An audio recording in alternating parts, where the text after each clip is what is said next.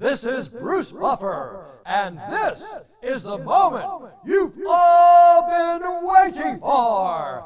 It's time for the MMA-Holes!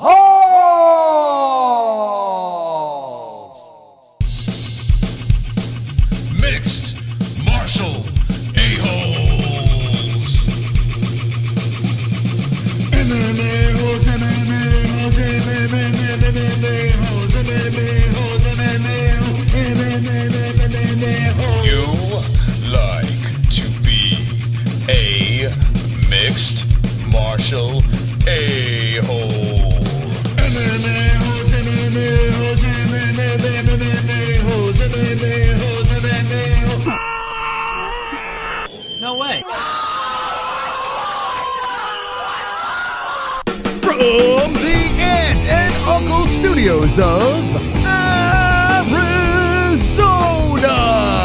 UFC 260 recap, Ngannou and new. We're gonna talk about it. Jon Jones all over the news. Got other MMA news, maybe some phone calls with the MMA-Holes. Yeah, baby. Wonderful. We are here. We are live on the MMA-Holes Hour, episode number 169. JBH, how are you doing? Why does my ponytail always look crooked, Moss? I don't know why it looks like a cricket. I don't know. Wonderful, Moss. How are you? I'm wonderful. Wonderful. We got Connor flinging his arms in the background over here. And a big event, monstrous event. Stipe Miocic, not your champion anymore. Yeah. So I have to say this. I'm excited. Very excited to see what Francis Ngannou can do as the champion. A lot of people were looking forward to seeing Francis win this thing, thinking that he's the bigger, crazier heavyweight here. Yeah.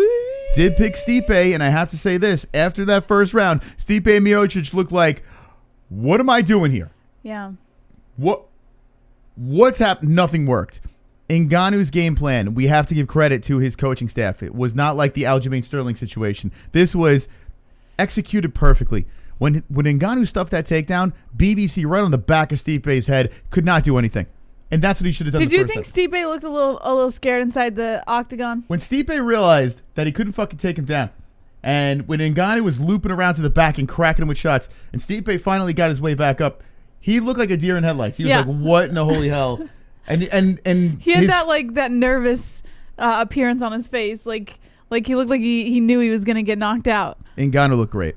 He looked absolutely great. He was patient yet aggressive. It wasn't just patient. Okay, it's the next round. Yeah. He was aggressive too at the same time. Very smart fight by Francis Ngannou. Kicked as well, which was nice to see. And then the way this fight ended, the main event, it's kind of crazy. Because if Stipe didn't make one critical mistake here, who knows? Maybe Ngannou would have gotten tired. We did notice, well, I noticed at least, in the first round, Ngannou's mouth started dropping open. Now, I don't know, maybe he's just that's just how he breathes. Maybe that he likes to suck it on. No, he does that when he starts to get gassed. He did seem like it, right? Yeah. Now, we can't say he was gassed because he knocked Stipe out in the second. He wasn't gassed, but he was definitely, towards the end of the second round, towards the second round, you usually see Ngannou start to feel it. Yeah, it did look like that. It could have went that way. It did not. Something that we were talking about during the fights, when Stipe cracked Ngannou kind of went back and was kind of like stunned. Now, was Ngannou done? No, because Ngannou countered and just took out Stipe. Stipe literally walked into an Ngannou punch. Stipe was looking for the kill. He says, oh, wait, I got you there, buddy. Let's go for it. Yeah. Critical mistake because he became a meme all over the place. Stipe Miocic was a meme. The fold-up chair. Bad. Fold-up chair meme. Bad. Not only does he lose his belt, not only does he lose his consciousness, but he becomes airborne. And he wasn't airborne. Yes, he was, Jessie. He just folded backwards. Okay. Well, let me go over here. This is the MMAHoles.com where we're going to show you guys the news. Yeah. But we have a section over here, and credit to Sonosi. Sonosi's in the chat. Absolutely wonderful. Love this idea after each and every show. By the way, we're live right now, so check out the MMAHoles.com. Megan Anderson, 162 people. Let's beat her. Now, the UFC's live. They're showing fucking fights and going crazy. it's going to be tough to catch. But we're going to go after Megan Anderson. By the way, our like goal tonight will be 200 likes. So we need 200 likes tonight, boys and girls. Help us out and be wonderful, wonderful. Wonderful. Let's go to We also have some new friends on the network too, Moss. We'll talk about that in a second, but I just want to drop in over here and go to the chat room. Okay? This is on the MMA-Holes.com, and I'm telling you guys and gals, you got to get over here. By the way, shout out to RX for showing the UFC's the fighters that they cut. It's pretty interesting. We'll check that out as well. But here we go, UFC 260 memes. If you have any memes, please drop them over here. Okay, this is where the dysfunction takes place. Check out these memes. And there he is. He's limboing, Jessie. Look at that. That's wonderful. Wonderful. Yeah. Shake, Sinora. That's horrible. There's Dana White. He actually was so excited Ngannou won that he decided to dress in African garb.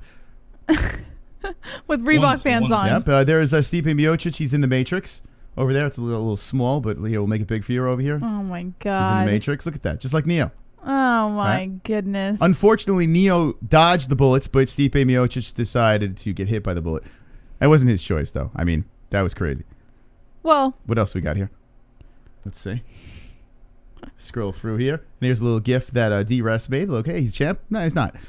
There's the beach. I kind of like this one, Jessie. This is very fancy over here. this one's funny. The boys at the beach. They're all just laying out. There's the knockout Connor. There's look at Aljo. He's sipping on a Corona over there. Diaz. Diaz is just chilling, you know.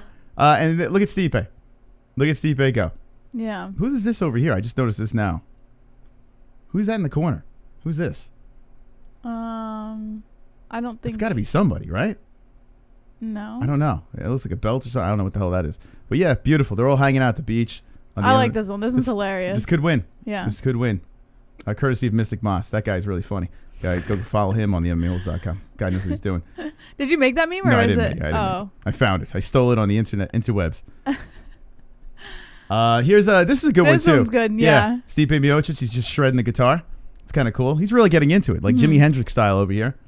Okay, what else do we have for Stipe? And this one nice too. Now this is a little, Jess, a little fucked up. I'm not gonna lie. Careful, he's a hero. And there's a fire department Yeah, logo. that might be the most tasteless meme of the group. Moss, why'd you have to go and Well, post you that know, one? we're a bunch of assholes.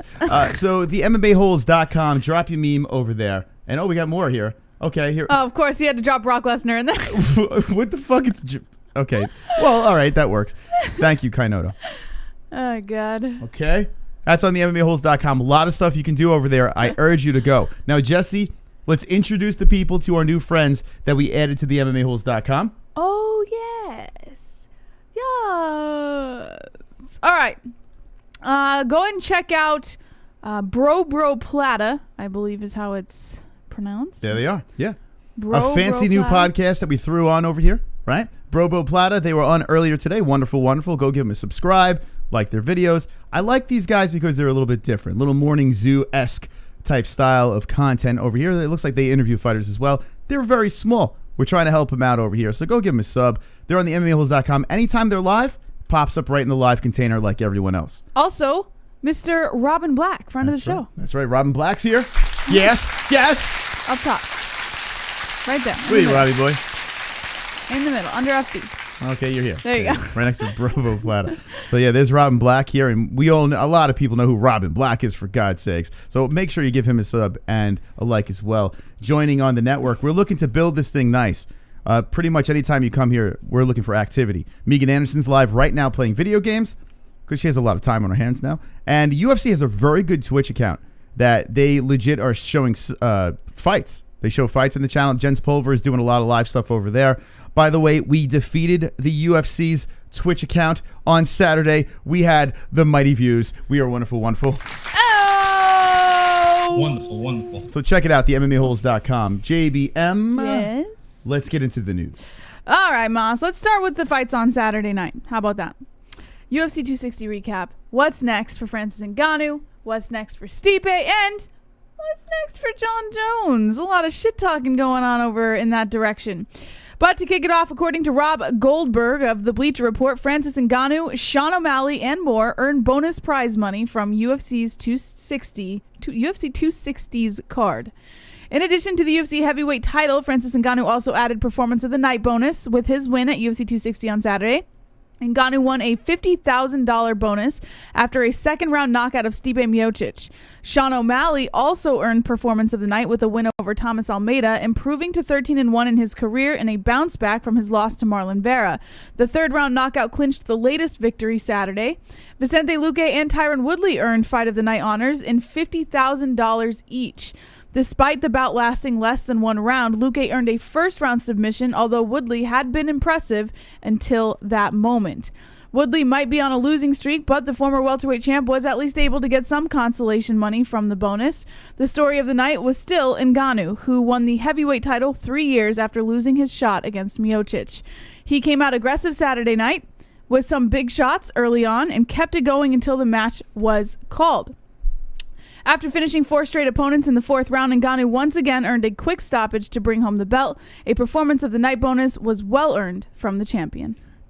Ngannou looked great. He looked phenomenal. Yep, he looked really, really good. And now everyone, like, let's pat him on the back. Did a great job. My only problem is this. Why are we clapping? For Ngannou. Oh. You don't want to clap for Ngannou? Well, that way we're going to pat him on the back. Like, let's... We will pat... Is that... That's the sound of pats on the back. Watch. Why? Okay, we can't overkill the applaud. I mean, that was all right, continue. Weirdest time to clap. All right, Okay. Go ahead. So, the one thing about Ngannou is, okay, let's say all the positives. Beautiful body. True. Knockout power. Chicks dig the knockout power. So do Yep. the boys. They dig that as well. Massive specimen of a man. When you see him out there, he's just so much fun to watch. Like, he's one of those guys. He's just a scary, imposing human being. Could be a champ for a while. Yes. My problem. Oh, we'll get to that in a second. Hold on a second. Joe You have P. a problem? I have a problem. Here we go. Joe B. Yes. Hey, is that Jon Jones?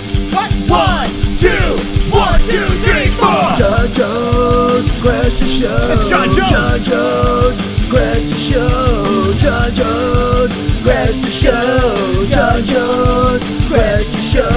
Jon Jones, crash the show. Jon Jones, crash the show. Jon Jones, crash the show. Jon Jones, crash the show.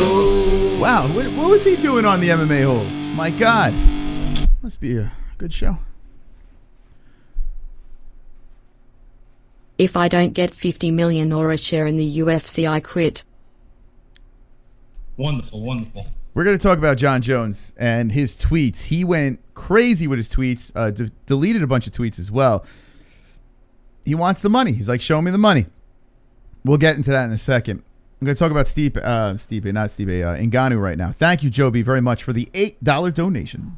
Wonderful, wonderful. Stipe Miocic loses to this man, Francis Ngannou, and there's a lot of pluses. There's way more pluses than minuses with Francis Ngannou. That's how I look at it. So I am excited. I'd rather see him as a champ. He just excites me more. And a fight with Francis Ngannou coming up, I don't care who he's fighting. I'm in. Where do I buy this pay-per-view? I'm in. The problem is this after the fight, Jess. Wait, let me hear the problem. The problem is I cannot watch his press conference, the post-fight press conference. I can't get like 10 seconds. I can't get through it. But here's the thing, and this is why I cut him some slack, and I completely understand. So boring. He's trying to speak like I know, like a language that he doesn't really like. I mean, I guess he does speak English pretty frequently. He speaks very well, actually. Yeah. Very well. So never mind. But like, still, I feel like maybe there's a little bit of a language barrier, and sometimes that can make for a less enticing interview. Way better than a translator. Way better than having a translator. The fact that this man is doing everything he can to speak the English language is great. It's so fucking tough to watch. Like I'm like, come on. I like him. And it's not like I'm waiting for trash talk or anything like that. I'm just not interested at all. Like, anything he has to say.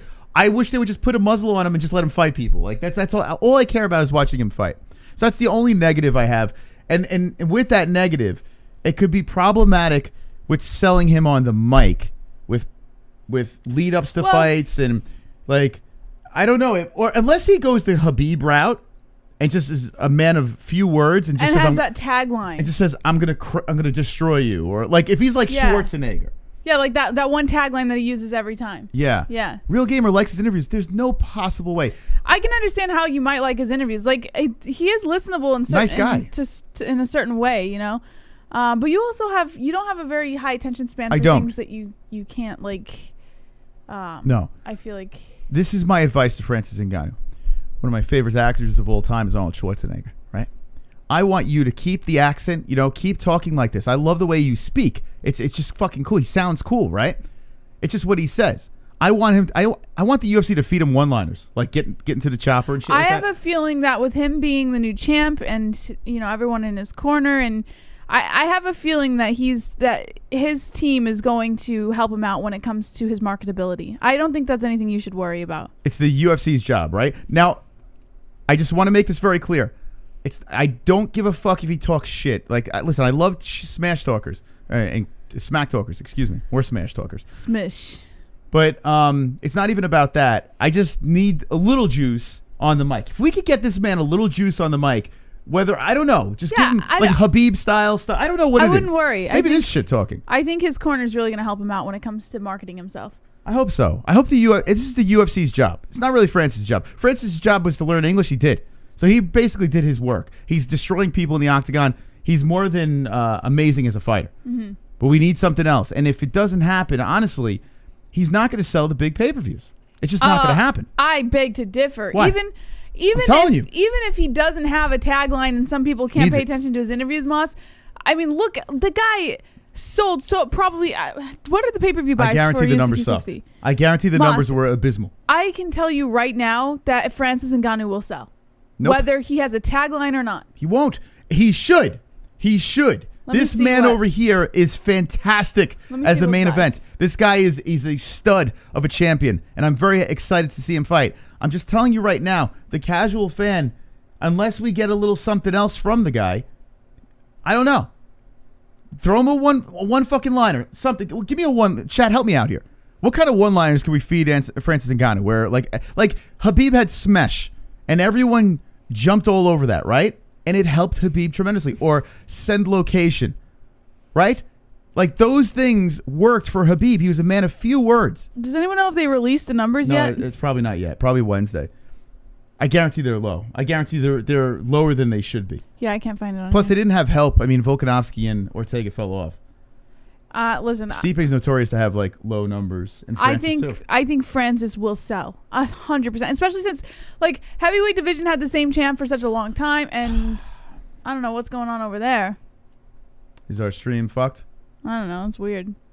Heavyweight division had the same champ for such a long time, and we saw in the chat, like the entire, well, not the entire MMA community, but a majority of the MMA community was speaking about how heavyweight needs a new champ. Like, it's kind of just run dry. Not that Stipe is a bad fighter. Stipe is the goat of heavyweight and everything else, but we need something new. And the fact that everyone watched just to see Francis Ngannou get the new belt, I have no doubt in my mind. Who's that this everyone, guy, though? You're just assuming. Everyone by the way, in terms of like the MMA fans. Yeah, but you're assuming that they got crazy numbers. They didn't. And you notice this? I think they did. I think they did all right. Fights like this, they never asked Dana White, hey, how are the numbers? Remember back in the day, there used to be like Dana White be bragging about the numbers? Past couple fights, he hasn't really been bragging much. So do you think the reporters are told, hey, listen, don't ask Dana that? Maybe. I think that's what's happening. It's not like Dana has the numbers right then and there, does he? Yeah. Yeah. But they change, right? He gets the numbers. Hey, we broke all the records for this and that for pay-per-view buys and this and that. Wait until you see when the numbers come out. Like Dana White's always said that before. And then all of a sudden, last couple of pay-per-views, maybe he stopped hasn't really doing said that because, well, because they're low. They're low. There's no doubt. There's not a doubt in my mind. I put my life savings on it that this card was low. I don't think it was low. I don't think it was like the best-selling pay-per-view in the world, but I think it did all right. I'm sure it did all right. Anyway, let's get to those lines in the chat. We need some help here. I saw people throw some lines out there. Help me out, and if you said it, repeat it right now in the live chat. What kind of lines would you feed Francis Ngannou? Habib's got SMESH and send me location. Conor McGregor has. Who the fuck is that guy? Like, there's always these lines. These big names. The people that like Jorge Masvidal. Well, he had that I don't know, that swag type. Oh, three-piece Minnesota. He had that. Okay, what do you give Francis Ngannou? Oh, let's see. And dropping the end new. Cayman Ryder says, but I picked Francis. MJ says, I stay calm. Bout Better says, yes, Stipe and Ngannou not be seller. Glow in the Dark says, if he dies, he dies. Do you want him to say that? If he dies, he dies? No, it's already used. Why? He can still use it. Why would he use it again? I like that. Okay, what else? Give us free, says Kainoto. I stay calm, says calm. That's a pretty good one. Okay. I am the Ngannou, says Lewis. What else we got? Let's see. Masvidal, a one-hit wonder. Enjoy the process, says Bully Pulpit. Enjoy the process. I want to eat my opponent's kids. There we go. Mike Tyson style shit. Yeah. I'm still working on something. The last shot from Francis was too much. King of Wakanda. He did call himself the king on the King of Wakanda, like go the Wakanda route. We did see the picture of all three of them crossing Kamaru and Izzy. Is that what you're referring to? Admit it, you scared, says Eric. Okay, that's good. I like that. Protector of the village. Chandler and New. Let's see. Some work. Some of these work. All right, so what we're going to do is this. Let's put a thread here on the MMA-Holes.com, Jess. What should his new... Yeah, we throw your catchphrases over here. What should Ngannou say? Yeah, if you can drop something. The MMA-Holes.com, Jess is going to start a brand new thread. And then at the end of the show, hopefully we get some saves at the end of the show. We'll, no matter when, we'll recap over here and we'll jump over to the thread. Just someone to remind us because we have a short-term memory here. You take my black snake. Take my black snake. Okay, that's good too, yeah. So what do you want? So... You take my black snake. Wonderful. Good. Jon Jones is the guy who agreed to a threesome with his wife, and then the guy with the huge dick walks in and fucks the shit out of her and he starts crying in the corner. What a bitch. Wait, what? Is he that guy? Fucking chump. My God. Wonderful. Is he that guy? He's just got a dry personality. He's not American. Did you hear the story that Joe shared about him? The dude endured things that would kill the average pussy American. Yeah. He already won gold by surviving the salt mines. It's true, man. The guy was homeless. He was basically nothing, and then boom, now look at him. He's the UFC champion, and he's a freaking sweetheart. He seems like one of the nicest guys ever. By no means am I shitting on Francis Ngannou. I want to make this very clear. We're just trying to figure out how can we market this man so he gets paid the big dollars. Speaking of big dollars, Jon Jones, like that other donation that came in by Chubbs, he says, show me the money. Jon Jones, the first thing that jumped into my mind, we said it live on air, he's running. And then Twitter, everyone else thought the exact same thing. They basically lit Jon Jones on fire. The boss kind of took a stab at Jon Jones as well. I think Dana White, I said this on the second show on Not the MMA Holes, I think Dana White is doing this on purpose. I think what Dana White's doing is something interesting here. Now, do we have a story about what Dana said about Jon? We do, but I wanted to... Well, all right. If you want to get into that next, then we can. Would you want to go next? Well, they had the odds. They literally just released the odds for Francis Ngannou versus Jon Jones the night that Francis Ngannou won. Okay. And I thought it was kind of interesting. All right, what's the odds? I'm down to hear that. So, according to FanDuel, which is... All right, let's guess in the chat. What do you guys think the odds are? Drop it in now. Okay, good. All right, so Ngannou opens up as a sizable minus 188 favorite, while Jones is a plus 155 underdog. Jon Jones the under. Yeah. Not by much. That paints Ngannou as a bigger favorite than he was against Miocic, who was minus 134. Yeah, I mean, but still, I have a feeling those lines will get a little closer. This is legit. You really think so? Yes, I do. I do think they'll get closer. Yes. Because Jon Jones is the known guy. Jon Jones technically never lost, right? I mean, and at heavyweight, though, it's a little different. He never lost at light heavy. This fight, Jon Jones versus Francis Ngannou, if this thing comes together, I would stay far away from betting on this thing. Like, very far away. Just shove the popcorn in your face. You know what? Do not bet on this fight. A lot of people, I have a feeling, a lot of people are going to be betting on Jon Jones in this fight. Oh, because people like action. But I don't think it's a smart... You're betting on a man, Jon Jones, who is fantastic. The GOAT. Jon Jones is the GOAT. But here's the problem. We've never seen him at heavyweight. How in the world... It's like betting on Izzy against Jan Blachowicz. Yep. If you haven't seen it in the octagon, why in the world would you fucking drop a bet on this? But that's the thing. It's just pure gambling, right? Well, yeah, but that's what it's for. Listen. If I were gonna put money on the Jan Izzy thing, I still would have put the money on Izzy. And I think a lot of people who are very high on Jon Jones are gonna do the same thing. You know, like they see Jon Jones as the pound for pound GOAT. He never lost at light heavyweight. They think that him putting on more weight is going to just give him more of an advantage. I could honestly see like a large sum of people putting money on Jon Jones for this fight, regardless of, like, logically it wouldn't make any sense, but for gambling purposes, I see a lot of people putting money. If you're just looking to throw money away, like if you're just having some fun, a little action. You could also make some pretty good money. You're not back making money off of this thing. I mean, unless if Jon Jones won. Yeah, it's just a stupid bet. It's a dumb thing. Like, I think this person's definitely going to win. That's very difficult in this fight. But I say enjoy the fight. But here's the thing with fighting, and it's not like other sports. Anything can happen, right? Yeah, we've seen it a million times. Crazy shit happens, and I mean, look, Dustin Poirier knocked out Conor McGregor for the first time in his career. You know? Yeah, but that's not. Is that super surprising? Is it really surprising? People, I mean, it surprised me. Listen, I picked Conor, but I'm a Conor fanboy. Was I shocked? Like super shocked? I was devastated in my heart that my boy got folded. But was I shocked? No. I even said it beforehand. I wasn't shocked. Was I shocked that Stipe got knocked out last night? No. Any normal human being knew that was a possibility. Yeah. You know? But my point is like anything can happen, and you can't really make a bet based off of, I guess, what you would call logic, because what you can't. So what you're saying is that Ngannou is 100% going to win against Jon Jones. I am saying do not place any money on this fight, because you're literally flipping a coin. That's what it is, okay? You have no fucking clue. I can see why people would put money on this fight. You have no clue who's going to win this fight. I would put money on it. Wait, so who's winning? I think Ngannou is going to win. Okay. But if I had a little extra change hanging around, and I believe Jon Jones has a chance to at least hold his own. With a bigger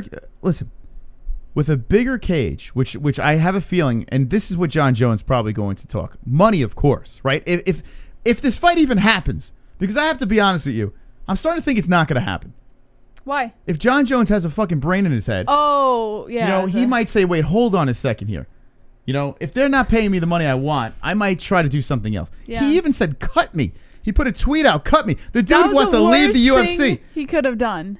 Because he's fucking, listen, he says he's not scared of fighting Francis Ngannou. Jon Jones, I'm sure you are a complete badass. You are literally, you are the baddest man in the planet. You are, man. You're the GOAT, Jon Jones. You really are. But there's a new sheriff in town when we're talking about the baddest man in the planet. How could you not say it's this man here? This guy is physically, he is a terror. He's a nightmare to stand in front of. And for Jon Jones to just say, show me the money, and then follow up with cut me, and have this array of like crazy tweets that he's throwing out there. He looks terrified. It's almost like he went through a manic episode. Yeah, and rightfully so, right? Francis will kill Jon. Yeah. How would Jon win? He can't knock him out, and he can't out-wrestle him. Okay. Jones don't want this fight. Yeah, I agree. Francis Ngannou would 100% win against Jon Jones. But I'm just trying to like play devil's advocate for the people who would be betting and putting money on Jon Jones as to why they would want to put money on Jon Jones. Okay. Here's the thing, though. As much as we're saying these things about Jon Jones, and I do think Jon Jones has to be somewhat scared of this fight. If he's not, I think he's lying, to be honest. Yeah, I don't believe he's I don't believe it. But listen, or at least has some kind of nerves. Maybe not like terrified, but has some kind of nerve. This man has the balls to get into an octagon and compete. So and we are sitting here on our couch, shooting the shit about this. So we really aren't. We don't have the credentials to really say intelligently what he is thinking. Yeah. We don't know what Jon Jones is thinking, right? Yeah. We're just talking as dopey fans over here, okay? With all this being said of us saying, hey, he's scared, to say that Jon Jones can't win this fight is insane. It's fucking insane. He can win this fight. This guy is a smart fighter. He's played up and down to every single opponent he's had, and he's a hell of a lot quicker than Francis Ngannou. Now, Francis Ngannou has speed as a heavyweight, but Jon Jones is way quicker and has those oblique kicks. Jon Jones can fucking run. If Jon Jones has to run, my man is running. Now, in a small cage, and this is a critical mistake I made with Stipe Miocic, I should have put into play the small cage, and I just completely forgot about it at the Apex. It clearly made a difference in this fight. So you're saying that, well, Jon Jones and Ngannou would probably not take place at the Apex. It would be a bigger cage. Oh, 100%. Jon Jones would not in his right mind sign a contract to fight this man in the Apex. So, and I don't care what the fuck Dana White says. In a bigger cage, Jon Jones has better opportunity. 100%. 100%. Jon Jones has elbows. Jon Jones can chop away at the knee. Jon Jones could stick and get the fuck out of Dodge. Jon Jones will be running his ass off waiting for this man to get tired. Now, can Jon Jones take Ngannou down? You look at the Stipe fight, you say no, so. Right? Yeah, I wouldn't. But a tired Ngannou, yes. Yeah, like yes. If it went into third or fourth round, perhaps you would have a better chance. Yes. It's a fascinating fight. I need to see this fight. But to say that guaranteed Francis is going to maul Jon Jones, it's not a guarantee. You don't think that Ngannou can knock out Jones? Yes, I do think that. I do think that. But I'm saying this fight should be close with the odds. I think that's fair. Now, if Ngannou knocks him out in the first round, very, very possible. Very, very possible. I would think that that's more possible than Jon Second Jones. Round, very possible. Do you even think it goes to the third round? But let me ask you this. How many times has Jon Jones been knocked out? None that I'm aware of. Okay. How many times has Stipe been knocked out? Twice. He has been knocked out. Twice, right? Okay, yeah. I believe. He's been knocked out by Daniel Cormier. Hasn't he been knocked out? No, I think 3 times, if I'm not mistaken. Wasn't Stipe rocked? Hold on. Well, help me out in the chat. How many times has Stipe been knocked out? Regardless of the fact he has been knocked out. We have never seen Jon Jones knocked out. Now he's moving a weight class up. And yes, the odds. And he's against a heavy one knockout of the artist. Strongest men in the world. Yes. So yes, it's good that he can get knocked out. But he hasn't. And that's the thing. But that doesn't mean he can't. He could. 3 times. Thank you. So it was 3 times. So. Okay. So, Stefan Struve. Thank you, Boo Boo. Appreciate it. I guess the better question is, do you think it even makes it into the third round? Okay. I think we're getting too far ahead of ourselves right now. I think the thing we have to talk about now is we could discuss who's going to win when we open up the phone lines. But I think let's not rush into this fight too fast. Is the fight going to happen is what we need to talk about. That is the discussion we need to have. Well, I thought it was going to happen, and then Jon Jones went into this weird manic episode on social media. And now I'm a little convinced that maybe he's not too much buying into this one. Dana White at the post-fight press conference. Do you have the quote?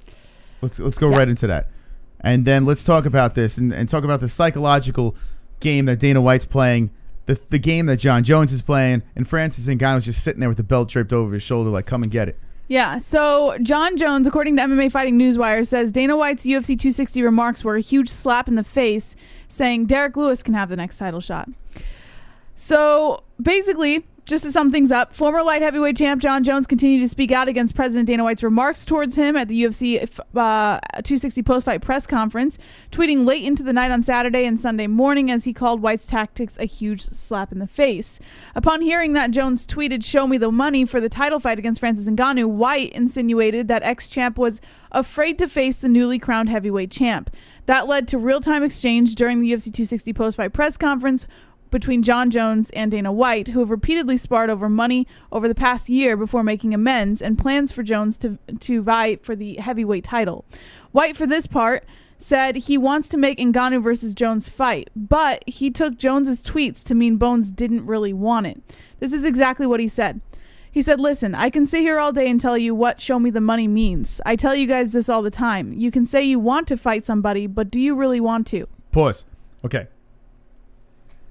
What do you take from that comment? Dana White is under the impression that Jon Jones is scared to fight Francis Ngannou. Okay. And that's basically what he's saying, right? Yes. What Dana White's doing is he's a smart man.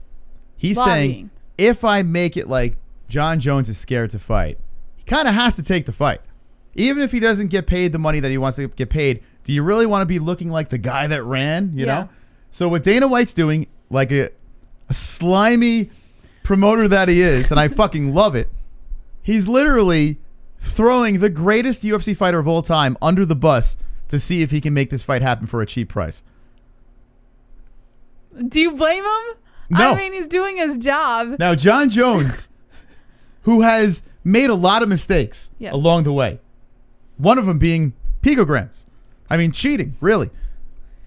With that being said, his fan base has really supported him for the most part. Even when he's made mistakes, he's rose right back to the UFC, got his wins. The fans would cheer him on, yada, yada, yada. But in this situation now, it was starting with the IZZY thing. Now it's rolling over to, hey, you're running. Yes. From Ngannou. Now the boss is saying saying that you're kind of running here. what do you do if you're Jon Jones? You're kind of fucked. Well, I think. I'll get back into it, but Yeah. I think Jon Jones handled it not the way that he should have. To be quite honest. Okay, I'm just gonna. And he didn't. He's tweeting things He and then got too pulling them back. triggered. Yeah. Saying I'm gonna leave. I feel disrespected. Where. Yeah. He was manic, like Jessie said before. Jon Jones is like stunned, a deer in headlights. Yeah. I gotta face this guy. Well, show me the money. The boss said this. What? Everyone on Twitter is lighting me on fire. People are piling on, and he probably felt like the jitters of just everything and got overwhelmed. But he opened the door. Yeah. The first thing he I guess. says is, show me the money. Yeah. What he should have said, let's go, make it happen. If he's really serious, Yeah. make it happen. He Not show should me have the said, money. make it Let's happen, go. and then he should have gone to Dana behind closed doors and said, show me the money. Jon Jones should have said, send location. Like something like that. You know, a little more witty. But instead, he opts to say, show me the money. Basically making it look Like he he's already if has you an don't pay- excuse. Yeah, if you don't fucking roll a boat in Yeah. and a bunch of trucks just filled with cash in the back and dump it into my fucking yard, I'm not fighting this guy. That's what it sounded like. Yeah. What else did Dana say? In a series of tweets, some of which were characteristically deleted after they were posted, Jones wrestled with a perceived lack of respect from his longtime promoter. He again cited Deontay Wilder, whose 8-figure purses were the catalyst for a clash with White this past year over a potential super fight against Ngannou, and used UFC star Conor McGregor as a benchmark for his own worth. So let me read you some of the tweets that Jones wrote that they managed to screenshot before some of them got deleted. Okay, hold on a second. I'm going to pull them up right now. And some of them did not get deleted. Some of them were still on there. So it's just... And this is courtesy of MMA Fighting. Okay. Yeah. Thank you, MMA Fighting. So the first one is this fight worth Deontay Wilder money? That's the biggest question. Do I need a last name like McGregor to make at least half of that? Am I really the bad guy, or is there a bigger issue here? Somebody called my bluff. I'm not playing games. It's obvious what I want. When have I ever sat there in box with a slugger? Never. Haters want to see me lose so bad. Give me some coin. Put your money where your mouth is. Now, the last one was probably the worst tweet he could have made. Haters want to see me lose so bad. Give me some coin. Almost like he's basically saying, I know I'm going to lose this fight, so you might as well pay me for it. Does he not have a manager or an agent or a publicist? Does he have no one that's helping him out? That was the worst thing he could have ever said. Someone take Jon Jones's phone away from him immediately. Now, the good news is this. We're talking about him. Yeah. And that's something that's always worked with Jon Jones. When he hits Twitter, we're all buzzing about him. So he does a very good job with that. Maybe he's playing a bigger game here. I don't know. It does not look like it. And it does not feel like this man really wants to fight Francis Ngannou. Yeah. Now, at the post-fight press conference, White instead named heavyweight knockout artist Derek Lewis as the fight to make for Ngannou. Lewis defeated the current champ in a highly lackluster fight in 2018. Jones appeared to open the door to another holdout with the UFC, with White's stance on his demands clear, saying, "It's okay. Derek can have the fight. No need to rush a great thing. I've already had a Hall of Fame career. I'm going to need some bread." Mm-hmm. And Jones urged fans to see his side of the story and stop discounting him as a threat to Ngannou by saying, "I'm glad some of you agree with me. It's like my brothers with football. Once they both got their Super Bowl rings, they went after the money contracts. Let's not forget Stipe lost to DC. Stipe only defended his belt like 5 times to my 15. The man showed up at 2:30 to fight against Francis. He is no Jon Jones. I want this fight. Excited to see what the UFC thinks it's worth. You guys get so impressed by the guy with knockout power. I've been proven for over a decade that punching hard means shit. I'll let all you fans be super hyped. I'll stick to what I know. Pay me and let me go to work." Okay. All right. We'll see. Hopefully they come to an agreement.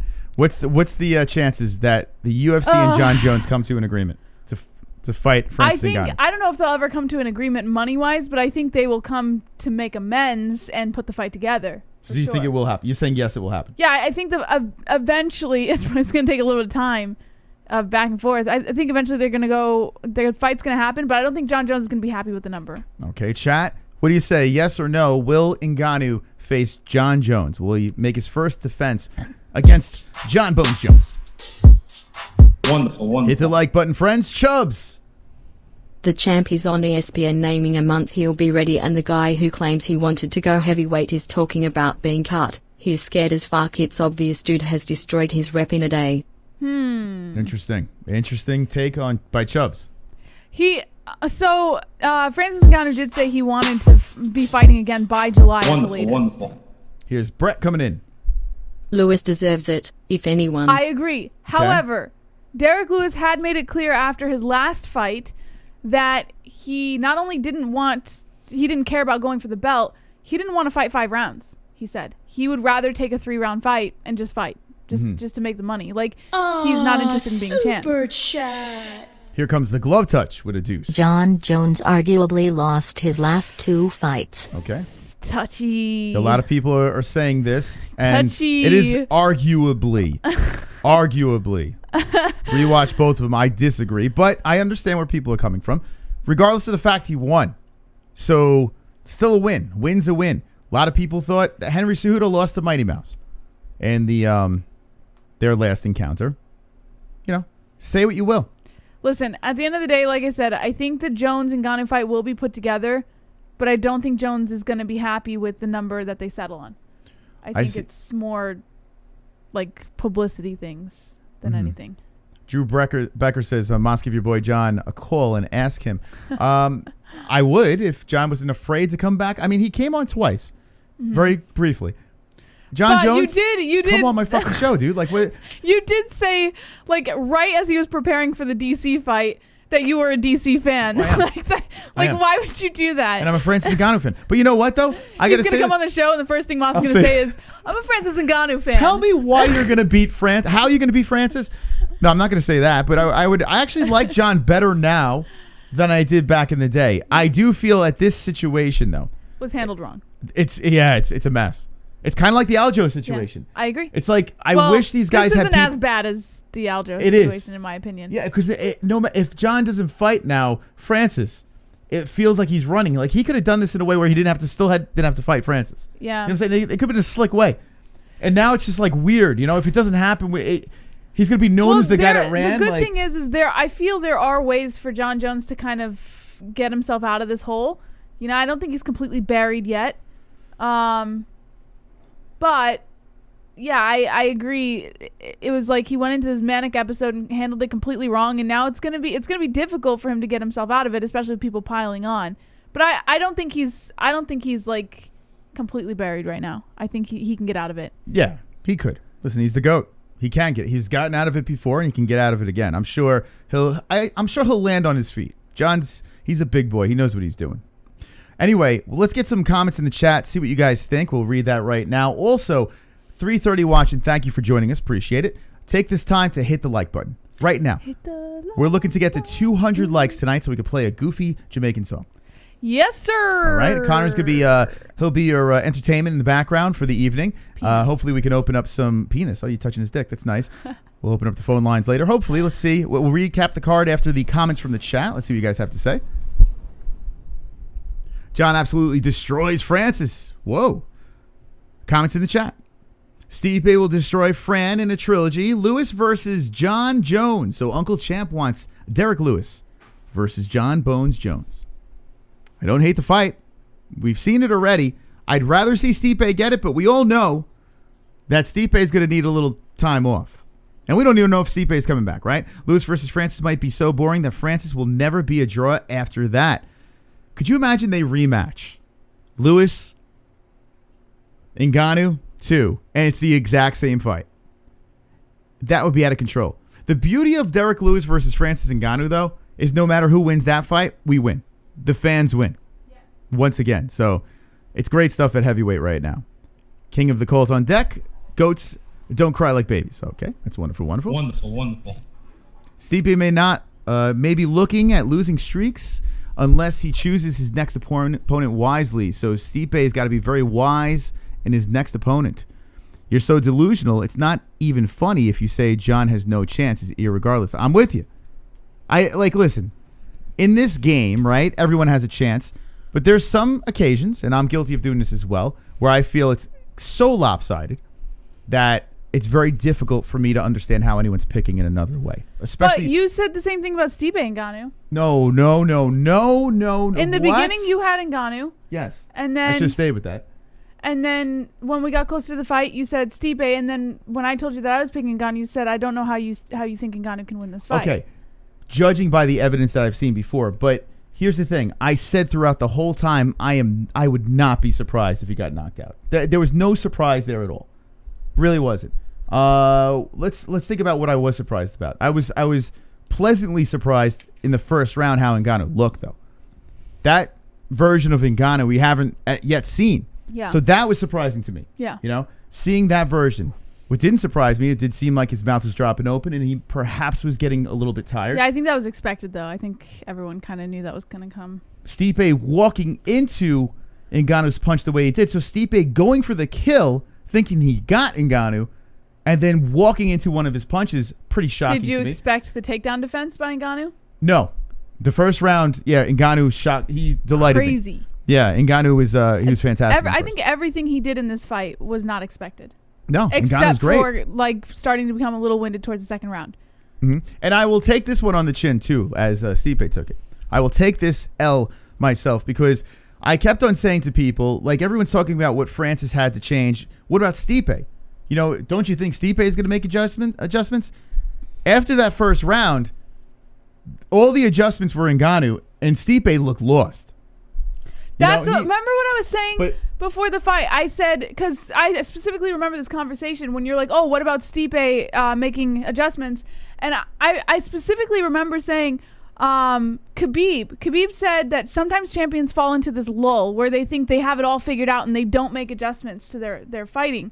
And I had a feeling that Stipe would do the same thing. He fought very similar. But the difference in this fight, and I'm telling you right now, I truly believe this, was the smaller cage. Now, we haven't heard Stipe speak of this, but I would love to hear someone ask Stipe Miocic, did you find it a little bit more difficult to get away from Ngannou? Or did you feel more that you had to? I mean, he did slip in the first round a couple of times. You know, he did get away from Ngannou. I think it was the fighters were saying that it makes the smaller cage makes a difference if you're a wrestler. If you're a striker, it doesn't make a difference. Well, Stipe Miocic in the first fight, his footwork was great, his head movement was great, but he had the extra cage to be able to flop around and avoid punches. You know, he had that ability to move around and keep Ngannou, who may have a low gas tank, moving. With a smaller cage, you're moving a hell of a lot less. Yeah, I guess that makes sense. Yeah. I'm telling you, in this fight here, it was a critical error by me by not taking that into consideration. I completely forgot about it. The smaller cage. I wish. But it's not like Ngannou's really moving around much more with the larger cage. It's a difference. He was very patient in the second time around. It's a big difference. I think if Ngannou were just as patient in the first fight as he was in the second, even with the bigger cage, I can't see how it would have made much of a difference. Could he have knocked him out? Yes. But I do believe that it played a part in this fight. I really, truly believe that. And that's why I'm saying, I go back to the point of Jon Jones, when he's lobbying for this fight, if he is, make it a bigger cage. Well, Dana White's going to make it a bigger cage anyways. He's trying to get back to the T-Mobile Arena. Yeah, or go back to the normal size, right? Yeah. Okay, we got a donation coming in. Wonderful. They didn't ask Francis when he would be ready to fight. They asked him when he would be ready to fight Jones, and he said July or August. I will take that fight. He said that on first take. Thank you, Chubbs. I appreciate that. Yeah, so he would be ready to fight Jones in July. I believe I actually have an article on it, maybe, if I'm not mistaken. Wonderful.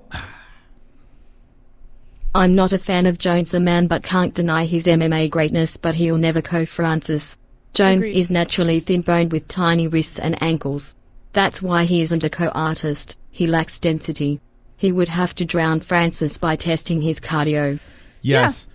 Jon Jones is the type of fighter that he gets better as the fight progresses. In the fights that he has been challenged, the Gustafsson, the Dominic Reyes, he hit the fifth round is Bones round. It's Bones time. He just gets better, you know? And with his style, I don't think he makes it. I honestly don't see the Jones and Ngannou fight making it past the third round. I don't. Well, you're just going in there saying, I could be wrong. Yeah, he's going to get knocked the fuck out. And it's not impossible. But what I'm trying to say is this. It's not that lopsided. You can't just say, we haven't seen Jones knocked out. We haven't seen him at heavyweight. There is no evidence to really base this happening. Like Stipe, yeah, we can base it off of that evidence in the past. Yeah. You know? And it's difficult because the first fight Stipe was so dominant in that. But in this fight here, we still have seen those guys in a heavyweight. We haven't seen Jones. So how do we know? What if they did the Ngannou Stipe trilogy and they put Jones against like Derek Lewis or something? That would make it so much easier to see how Jones is at heavyweight and make the interpretation as to whether or not he would win against Ngannou. You know? Who knows? But here's the thing. If Ngannou was the type of guy that was willing to drag Jon down and use that massive weight, then it's a different story.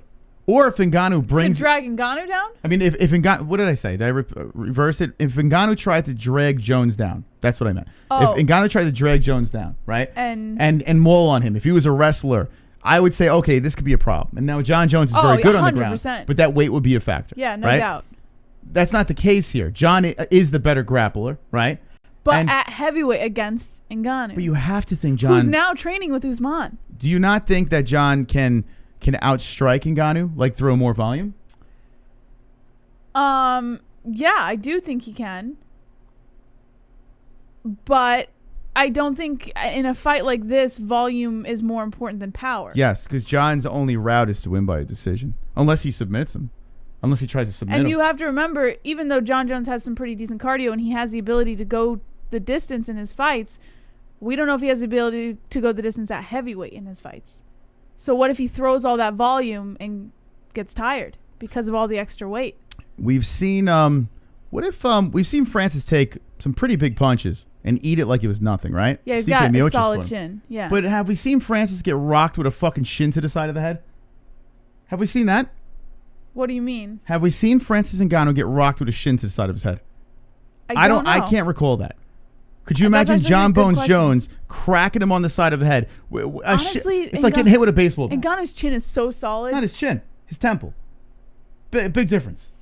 His chin and his cheek is one thing. I still think he would be fine. The side of his fucking head with a fucking Jon Jones shin. You don't think that could be a problem?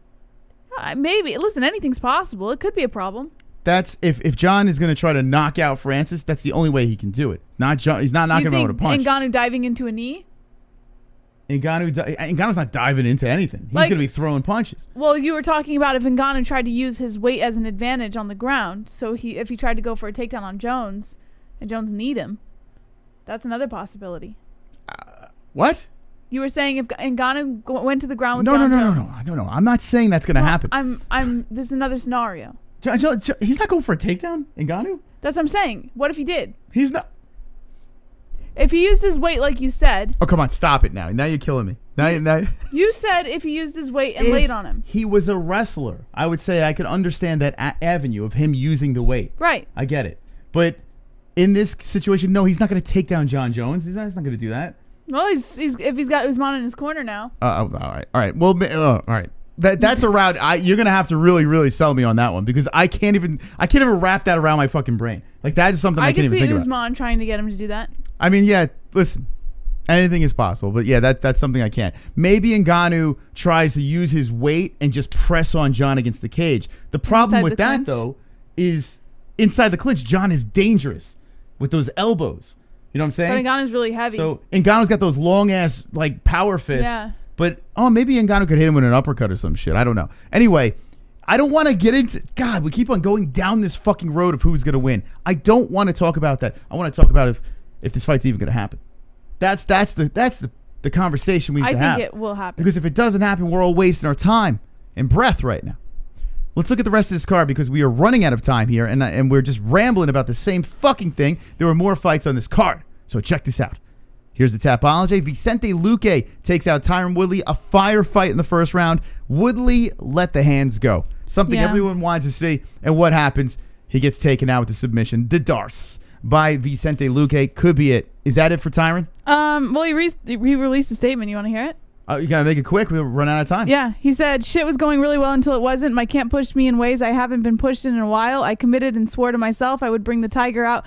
That emerged me gold. I saw the opportunity for the KO and got too excited, paid a big cost. I don't regret my aggression as that was what God created me to do. Vicente Luque is a tough and humble fighter. It was an honor to share the cage with you tonight. Didn't say anything about any intentions to be... I don't want him to retire. Retiring. Because we got old T-Wood back.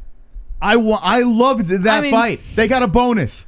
That fight was amazing. Yeah, the exchange was fantastic. Let's go. T-Wood, fuck the belt. Do some prize fighting or something. Fight Mike Perry or something like that. I don't know. Yeah. Let's go, baby. T Wood versus Lawler, the rematch. Let's go. Make that the loser retires. T Wood Lawler. Let's make this fucking happen. I mean, let's go. Lawler would get crushed. You think Lawler would lose? I think Lawler would. How do you know? Lawler has not looked. I mean, T Wood hasn't looked good, Yeah. but Lawler has not looked good.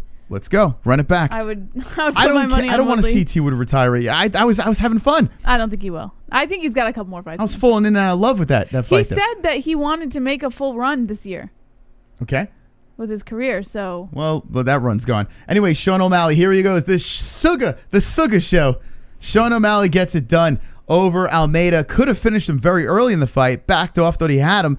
And then Almeida, the toughness, man, yeah, went a little bit longer than Sean O'Malley expected. Sean O'Malley had fun. He settled in this fight. Looked excellent. made His a legs- crucial mistake though What was that? in the first round. That That was me agreeing with you. Oh, okay. Yeah. I thought you didn't hear it. I'm like, what? No. Okay. It was, right? I mean, well, not a crucial. He won. How was it crucial? I mean, to me, it was crucial because he could have finished it in the first round. It doesn't matter. He got the finish. You know, who cares? Why, do you think that was a knock on him?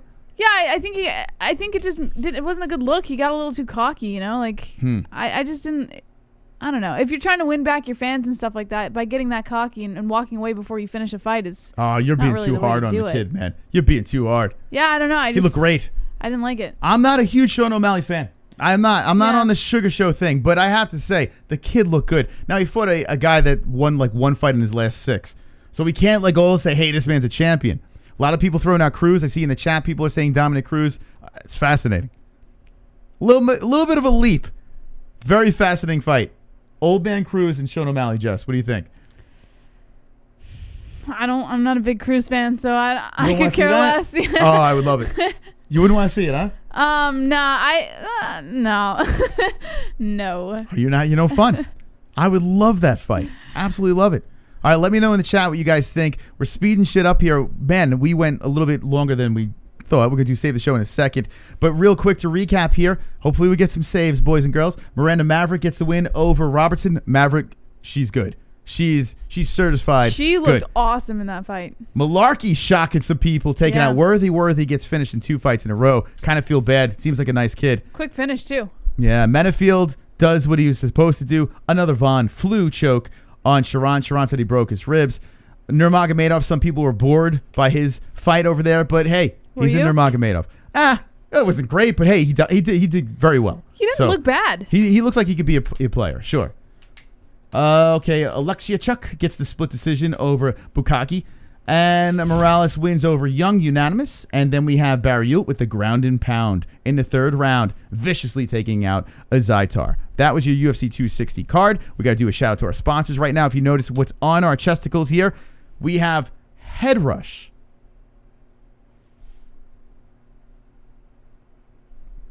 I got shit on my back too. We got the Head Rush on. By the way, Jessie's shirt's really nice. You really can't see it too well. Yeah, But it's nice. In person, it looks awesome. It's just because of the camera. but Established 2008. Got a little red underneath there, but really nice stuff. It's my favorite one. If you want some Head Rush gear, we got a discount for you, boys and girls. Check this out here.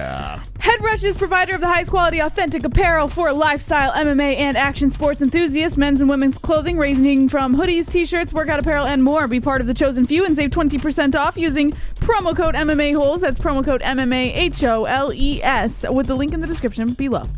We got Head Rush sponsoring us. That's absolutely wonderful, wonderful. Love their stuff. And go check it out with the link in the description. All right, what else do we have here? Ballsy! Taking great care of yourself doesn't have to feel like a chore. Ballsy products are developed with unique active ingredients to keep you feeling and smelling better than ever before. Get up to 15% off using promo code MMA-Holes. That's promo code MMA-HOLES with ballwash.com. Link in the description below. Yeah, bullwash.com. All right, Lux Bidet. Say goodbye to toilet paper with affordable premium bidet attachments by Lux Bidet. Lux Bidet attachments gently cleanse your skin, leaving you feeling refreshed and confident. Save 10% off at checkout using the link in the description below. Again, that's 10% off applied at checkout using the link in the description below. Okay, and listen, the best. I've said it over and over again. please, if Brett Baratheon's in the chat, he can guarantee it. If Ann H is in the chat, they can verify this. This is some product, and it will change your life. MysticRootsCBD.com. Get top quality organic CBD products, including extracts, hemp flower, cosmetics, edibles, and more. Get 20% off using promo code MMA-Holes. That's promo code MMA-HOLES at MysticRootsCBD.com. Again, that's MysticRootsCBD.com for all of your CBD needs. Okay, and there's Brett. He's dabbled in the Lux and mixed. I got Mystic Roots, another fantastic product. I had the lifter. What is this? The lifted lotus. I keep on forgetting the name. Had it again before we went live. Literally is a staple of my life. I need to do the drops under the tongue. Feel wonderful, wonderful. Yes, sir. Okay, we got some donations to get to and doing the save the show here. Let's see, 300 people. Hit that like button, friends. Everyone right now, smack the like. We're looking for 200 likes tonight. You can make dreams come true with a like. 150 in the box right now. 200 likes, boys and girls. Let's do the donations and start the clock here. If you want to save the show, drop a donation. Whatever it is, we add that much more time. Here we go. Wonderful. Hey, it's Gucci's. Gucci's. Stipe was clearly banking on Francis getting tired. He truly believed the longer it went, the better chance he'd have. All Okay, right. 2 minutes on the clock. Thank you, Gucci's from the IP2 network. You're wonderful, wonderful. Wonderful, wonderful. What else we got here? Brett. Oh, there's Brett. Speaking of the Wonderful, devil, there he wonderful. is. I remember the good old days, while I'm fighting people in the comment section about Conor never GOG knocked out. It's going to come for Pico Bones like everyone else. Khabib sucks JBH. Whoa. Love you guys. Okay, how many minutes? 4. 4 minutes. Okay, keep tally here, Jesse. Thank you guys for the donations. We got DVSV coming in. Wonderful, wonderful. Francis Ngannou will take Jones down, give him a pounding, put him in the camel clutch, fuck him in the ass, and make him humble. 6 minutes. Okay, we got 6 minutes, and thank you, DVSV, coming in, saying what's going to happen. He's got the plan. What else we got here? 3 minutes left on the clock if you want to save the show. Super chat. Kelly. 50K subs coming soon. This chat is swollen. You are all wonderful, wonderful. Wonderful, wonderful. Incoming 50K subs. Oh, there he is, the man of the hour, Jon Jones, crashing the show. 1, 2, 1, 2, 1, 2, 3, 4. Jon Jones, crash the show. Jon Jones, Yeah, let's go. crash the show. Jon Jones, crash the show. Jon Jones, crash the show. Jon Jones, crash the show. Jon Jones, crash the show. Jon Jones, crash the show. Jon Jones, crash the show. It's 8 more minutes. Thank you, guys. Choo-choo, motherfuckers. Jon Jones will retire soon. Whoa, he'll retire. Really? You think so? Do you think he's gonna No, I don't think he's going to retire soon. I don't think so either. No. You I he's think gonna retire? he might take another fight at heavyweight if not Ngannou. But I don't think he's going to retire. It's weird that he did say to get him cut. $30 donation. That's 30 more minutes from Joe B. Yes. Who the fuck is that guy?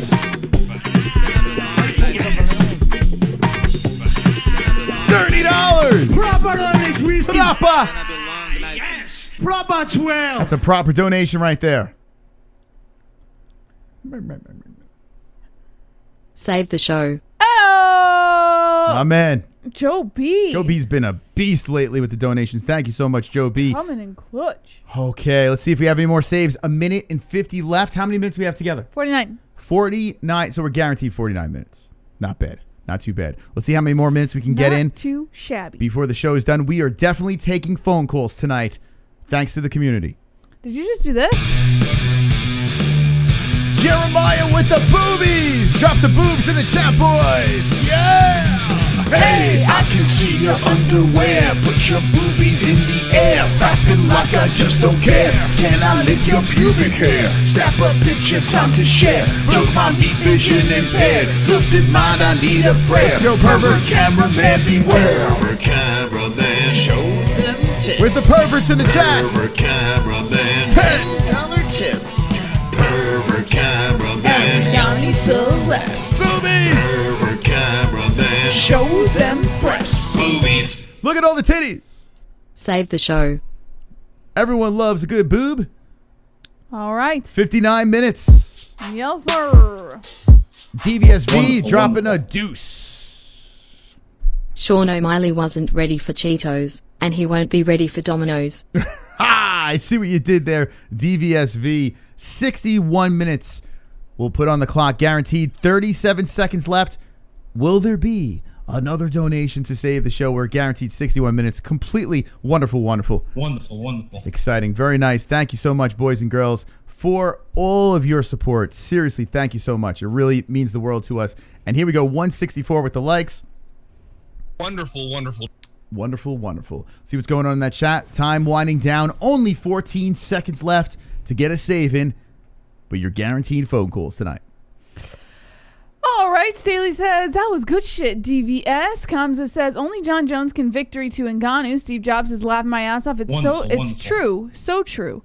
And he says, but yeah, Kainoto agree to an extent. Rogue Strummer says, hey, spam idiots, are y'all from the short bus? Yes, we are. Percy Lytle says, Jones wouldn't have the balls to throw elbows in the clinch, understandably. DVSV says, I have AIDS. Okay. Tom Kirky says, to be honest, I don't think Ngannou will be an all-time great if he don't fight John or Derek Lewis. JT says, I'll say this, John hasn't looked that great in his last couple of fights and seems very hittable. Ngannou hits that chin, and it's a wrap. Okay. Whoa. All right. Well, listen. We'll get your thoughts in the phone calls right now. We're going to open up the phone lines right after this quick break. Make sure during this break we get some help over here. We need help from the people in the chat. We need you guys that have not hit the like button yet.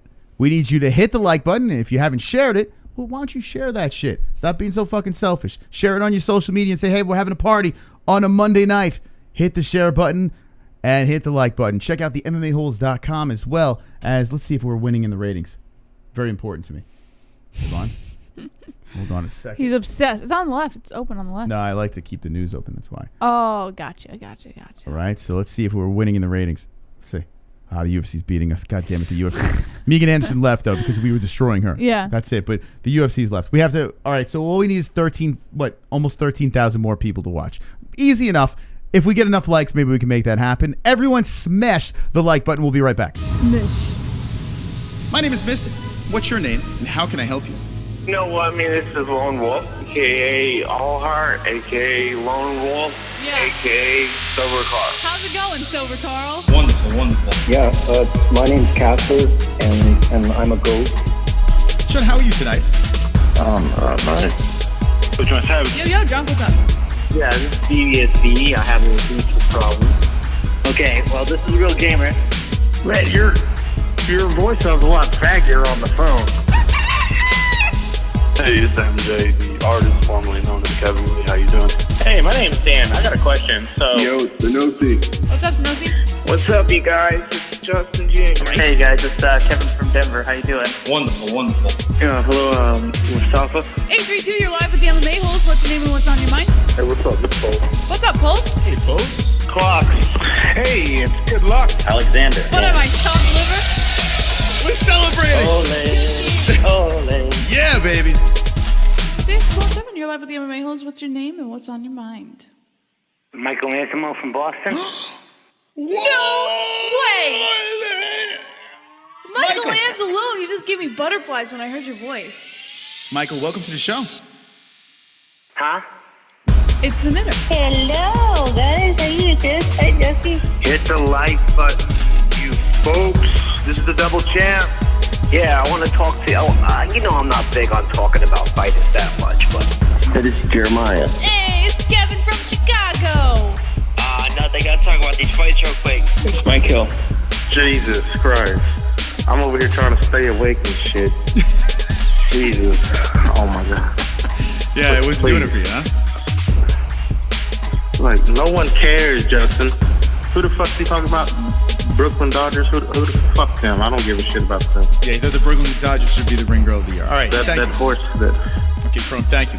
Wait, he has stuff to talk about. He's making fun of Justin first. Don't hang up on him. Hey. Anything else? Stay white. Okay, I appreciate that. Alrighty. Okay, chat, you guys and gals ready to get this party going? We're going to take the phone calls tonight on the MMA-Holes. It's good to see everyone here in attendance. We really appreciate the 184 likes, 258 people still hanging late on a Monday night. I want to check something. With the boys. Check out. Okay, we got a bunch of people on the website right now. Check it out. I see some peeps over here hanging out on the website, Infinite Conscious and H. I'm going to check out something really quick. What are you checking out? Before we open up those phone calls, I'm going to go to the chat room. Okay. Got to take a peek before I even show it on air. What's up with my clock? Hold on a second here. It just keeps fluking around. Here we go. Why is it doing that? It's weird, right? Just keeps on changing. I don't know, boss. All right. So we have. All right. So this is the Francis Ngannou tagline. Yes. Okay. So we have a thread here. I won't. Okay. So you guys are great. We have. I tell you what, the MMAHoles.com is great. So at the end of the show, please remind us if we forget this to come back to this thread over here. It's on the MMAHoles.com. Francis Ngannou tagline. It's called. What we need you to do is come up with something that would be Francis Ngannou's slogan, like how Habib has SMESH or send location or whatever. We're saying Francis Ngannou needs his own like Arnold Schwarzenegger like saying, so everyone could get all pumped up for an Ngannou fight. So here we go. Francis Ngannou taglines. We got 6 members that dropped in, 9 replies. So we will read these in a second. We'll read this at the end of the show, at the end of the clock. Okay. Funny. Oh shit, hold on. Glowy with the bow. 1, 2, 1, 2. Let's go, 2, 3, 4. Jon Jones, crash the show. Jon Jones, crash the show. Jon Jones, crash the show. Jon Jones, crash the show. Jon Jones, crash the show. Jon Jones, crash the show. Jon Jones, crash the show. Jon Jones, crash the show. Well, what is it? Jon Jones, come back on the show, please. We want to talk. We have so much to say. I think people are not giving Jones enough credit. He fought DC and other hard hitters, so no pushover. Jones will play his game and he is a better wrestler than Stipe. True, he has never fought at this weight, but Jones won't fight unless he thinks he can win. Interesting. Very good points. I like this. We're getting wonderful. We're going all different angles tonight. Hey.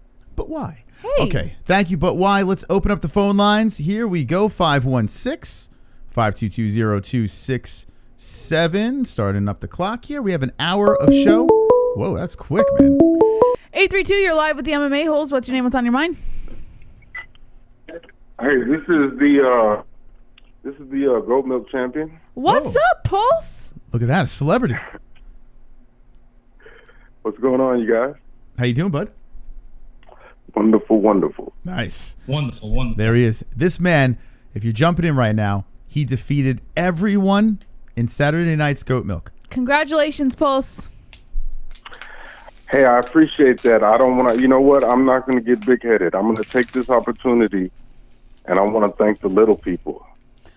And by little people, I mean Justin Jr., Kevin from Chicago, the Lollipop Guild, Muggsy Bowes, the Lollipop Guild, and, you know, everybody else who's short. I want to take this time to thank you guys for putting together this great community and putting together a pick'em league for us. And, hey, what can I say? It was my week. There is the 580 points all by himself. Got it done. 9 correct. Not bad. Not bad. 1 perfect, 2 semi-perfects. On a tough card to pick, you pulled it off. Nice job. I thought I was going to go perfect, but that karma worthy, that really messed me up. I mean, who saw that coming? Yeah, that was shocking. Wow, so that's the one that you got. I tell you what, you basically went perfect. Yeah, because I think a lot of people got that one wrong. I mean, I'd never even heard of this guy, Malarkey. I never heard of him until this week. Mm-hmm. He went in there and slept him. Who hasn't heard of Malarkey? Malarkey. Yeah, he should change his nickname to a buncher so they can call him, what's his first name? Jamie Malarkey. Yeah. They can call him Jamie a bunch of malarkey. Ah.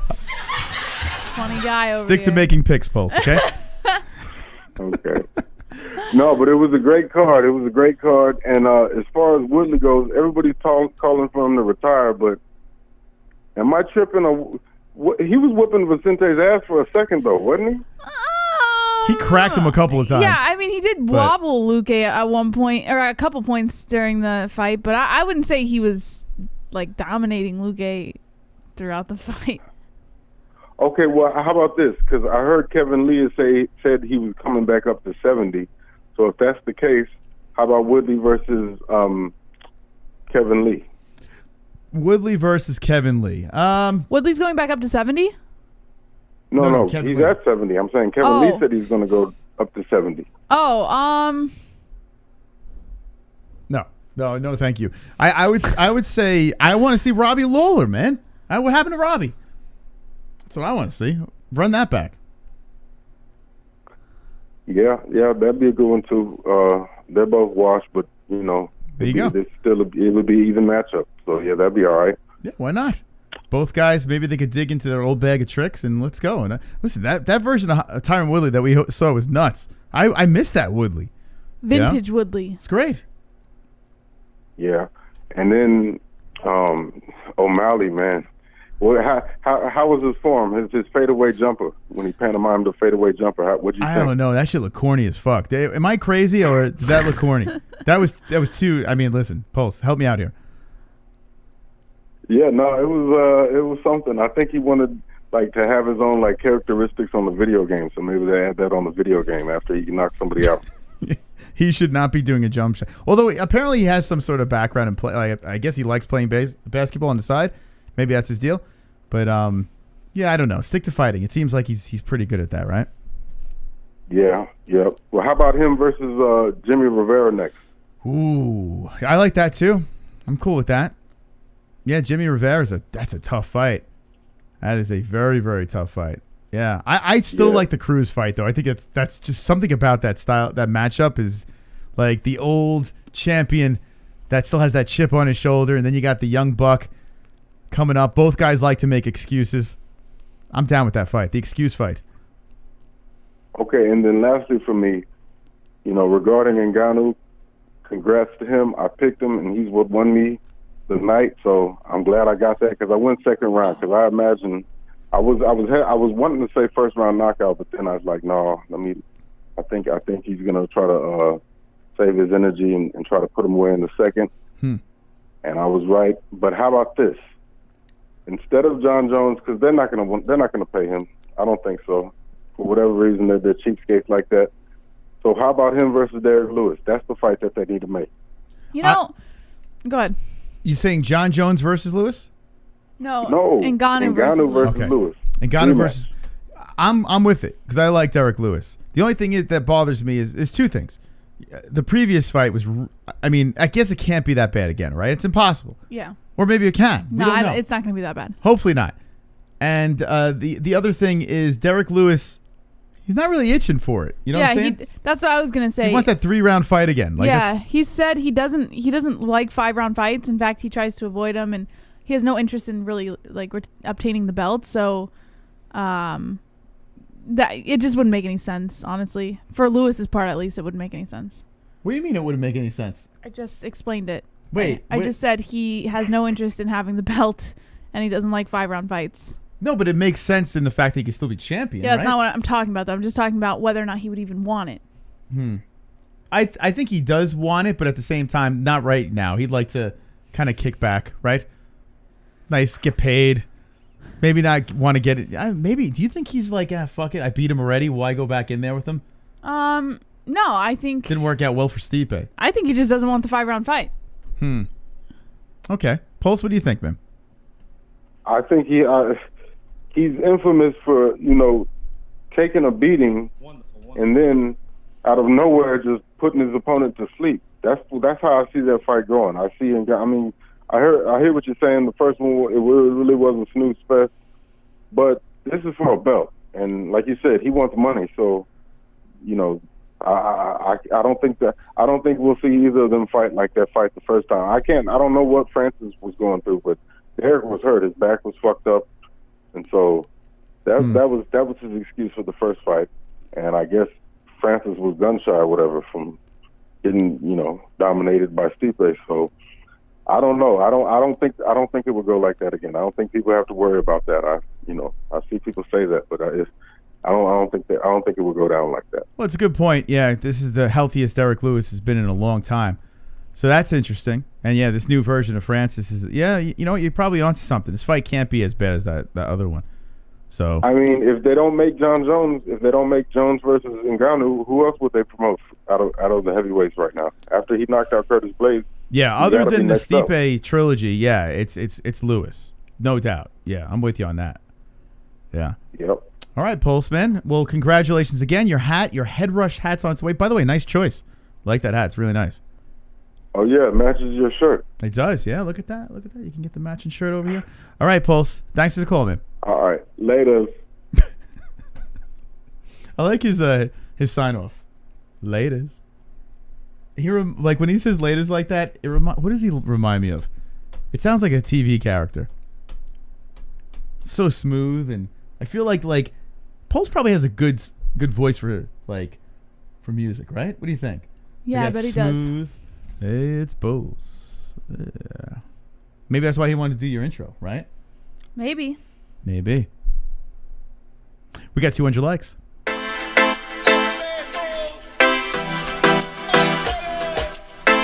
Ladies and gentlemen, we reached our goal.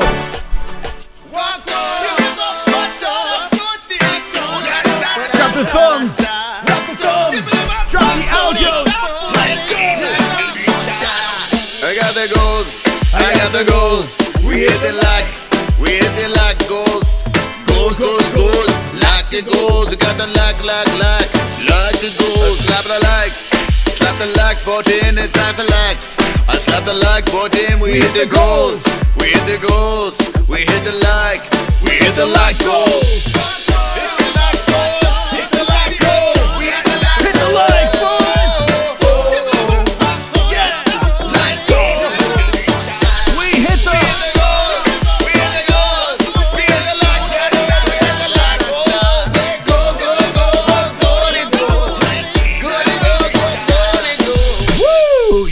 Partying on a Monday night. How about that? 200. We say 250. We do it again, Jess? 250? What do you say? All right. 250 likes. We run it back. We play that song again. Thank you to all the likes, all wonderful people. Wonderful. Yes. Let's go. If you haven't subscribe to the party. We're going to open up the phone lines once again at 516-522-0267. 956, you're live with the MMA-Holes. What's your name? What's on your mind? Hello. What's your name? This is But Why. Oh, what's up, But Why? What's going on? Jesse, what's going on, man? How you doing, bud? Nothing much. I just wanted to call real quick because I wanted to pick your brain on this particular topic about Ngannou and Jones. Jess, who do you see winning that fight? Ngannou. I think that there's just no question that Ngannou wins that fight. What about you, Mon? I do not have a pick. I'm Really? I'm torn. I was saying up to this point that Ngannou is going to beat him, and I'm probably going to go with that, even though I don't feel comfortable at all.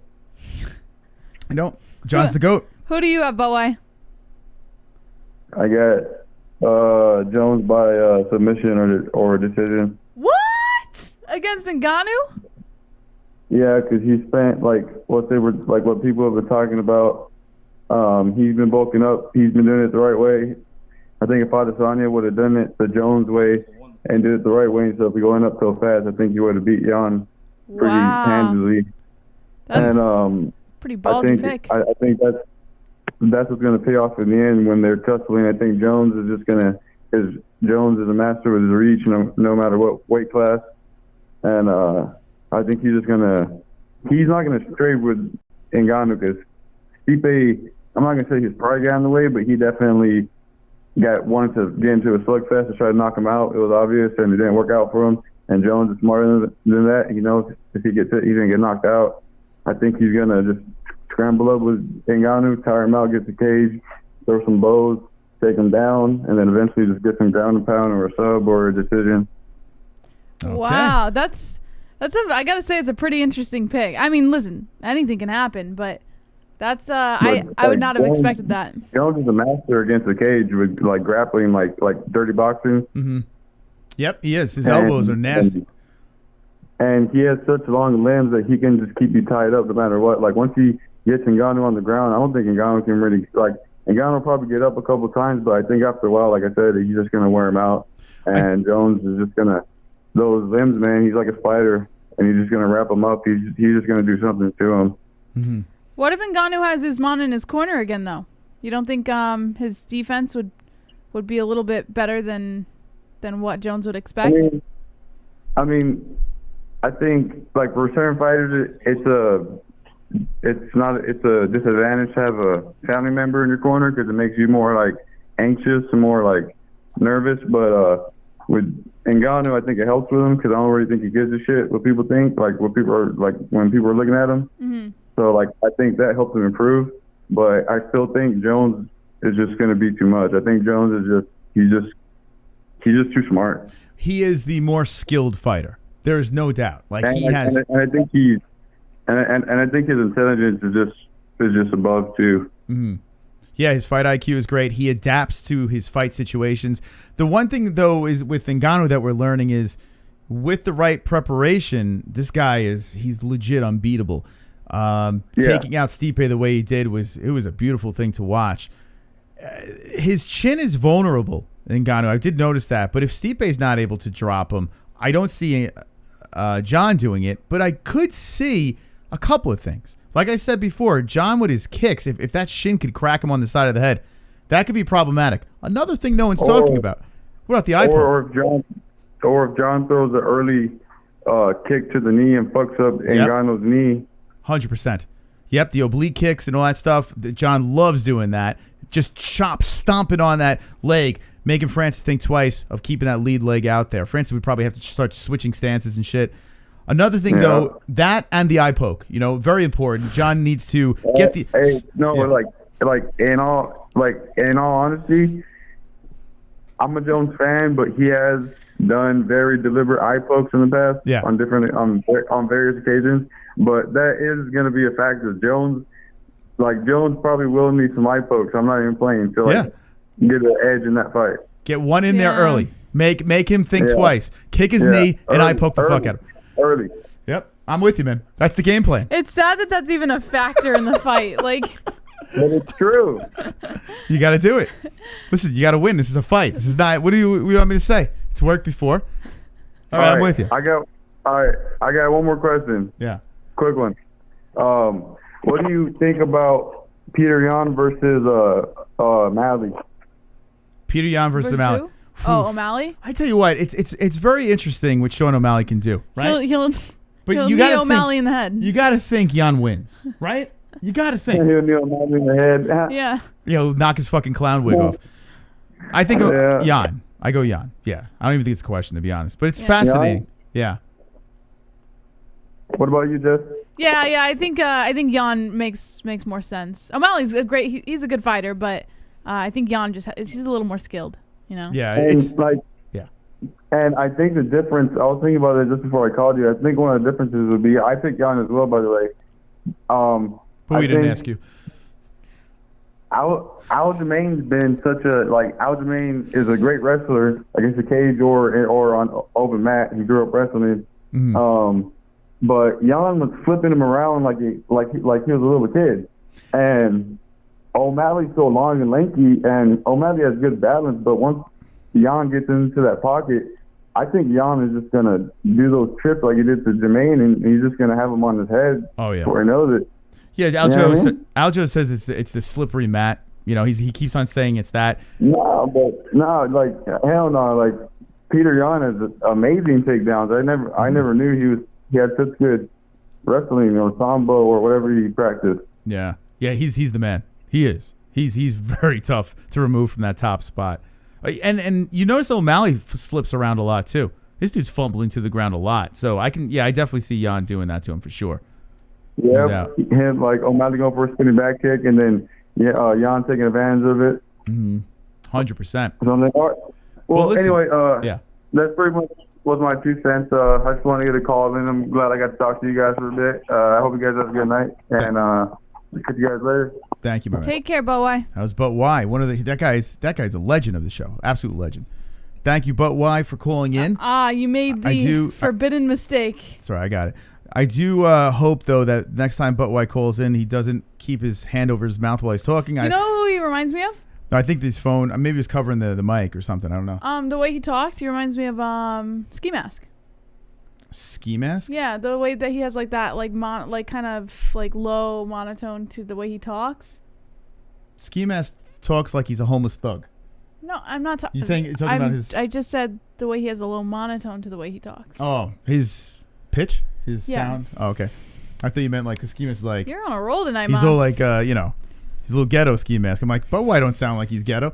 All right, 516-522-0267. That's our number. We got 43 minutes of show left. Plenty of time for you to give us a call. Let's see what's going on in that chat. Rick Lee says, no man is going to accept a fight with Ngannou. 510, you're live with the MMA-Holes. What's your name? What's on your mind? Terrell from Oakland. How you guys doing tonight? We're wonderful, wonderful. Wonderful. I just wanted to talk a little bit about the same topic you guys were talking about, the whole Jon Jones and Ngannou thing. I agree with a lot of the points that a lot of the callers made and some of the points you guys have made. I wanted to give my 2 cents on it just real quick. If you notice throughout Jon Jones' career, when he fights guys that are around his size and around his reach and around his length, guys like Thiago Santos, guys like Dominic Reyes, and Alexander Gustafsson as well, he struggles against those guys because he can't really utilize his reach the way he can against shorter and smaller guys. So, and he struggles.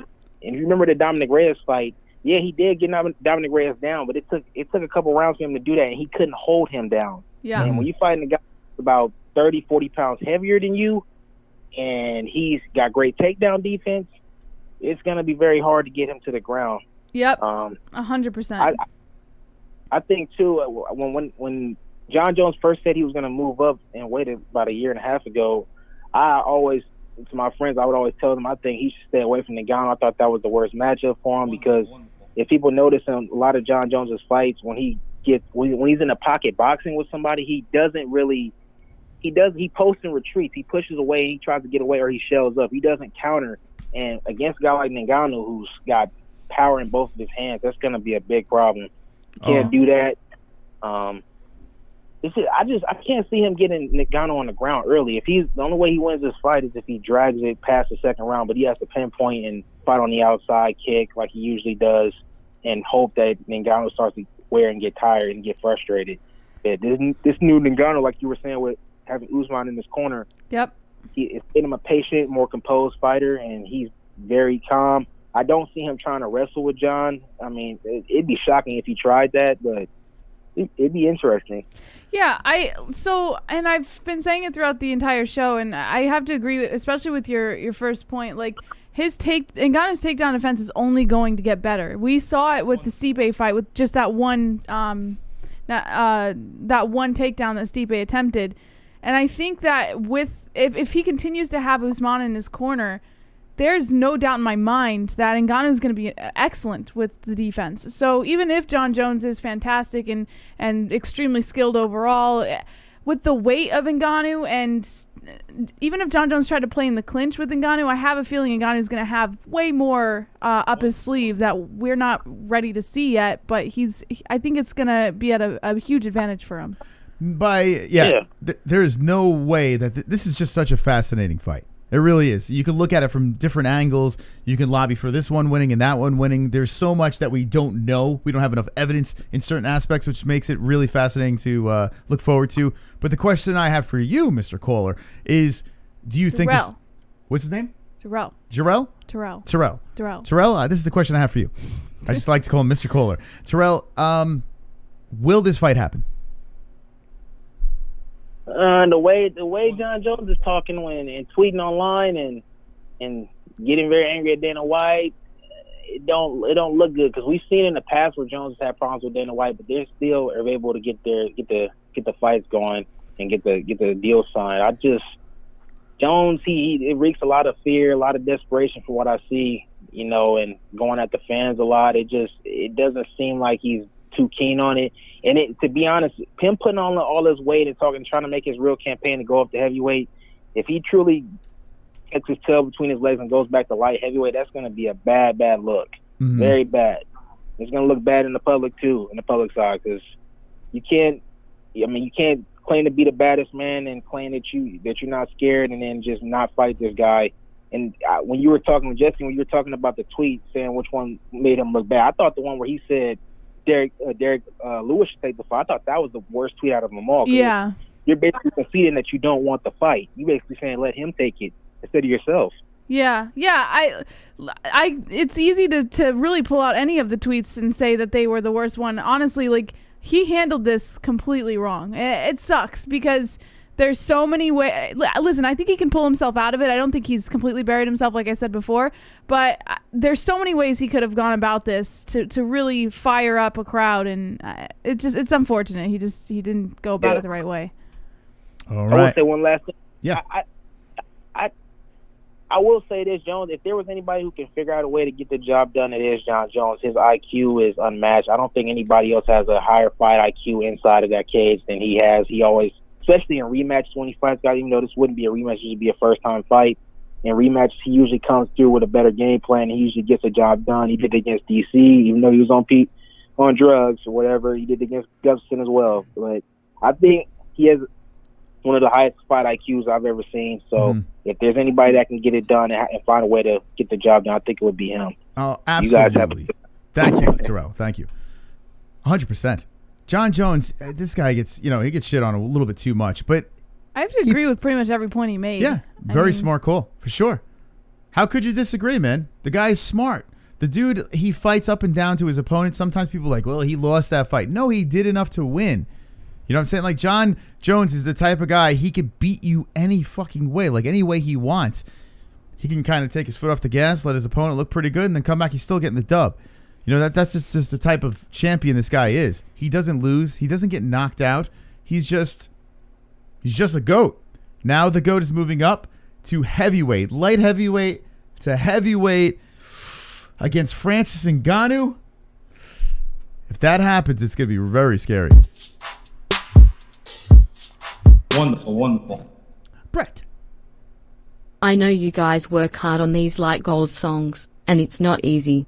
I've Got 50 Likes was the best song you've ever done. My kid still sings it when we watch together. Yeah, you know what? The 50 Likes song is catchy because it's 3 words just repeated over and over again. I got 50 likes.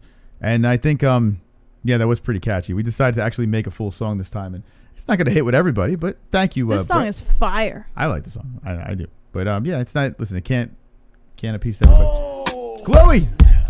Yeah, come on, get loud. Come on, get loud. MMA-Holes in the crowd. It's like this song, right?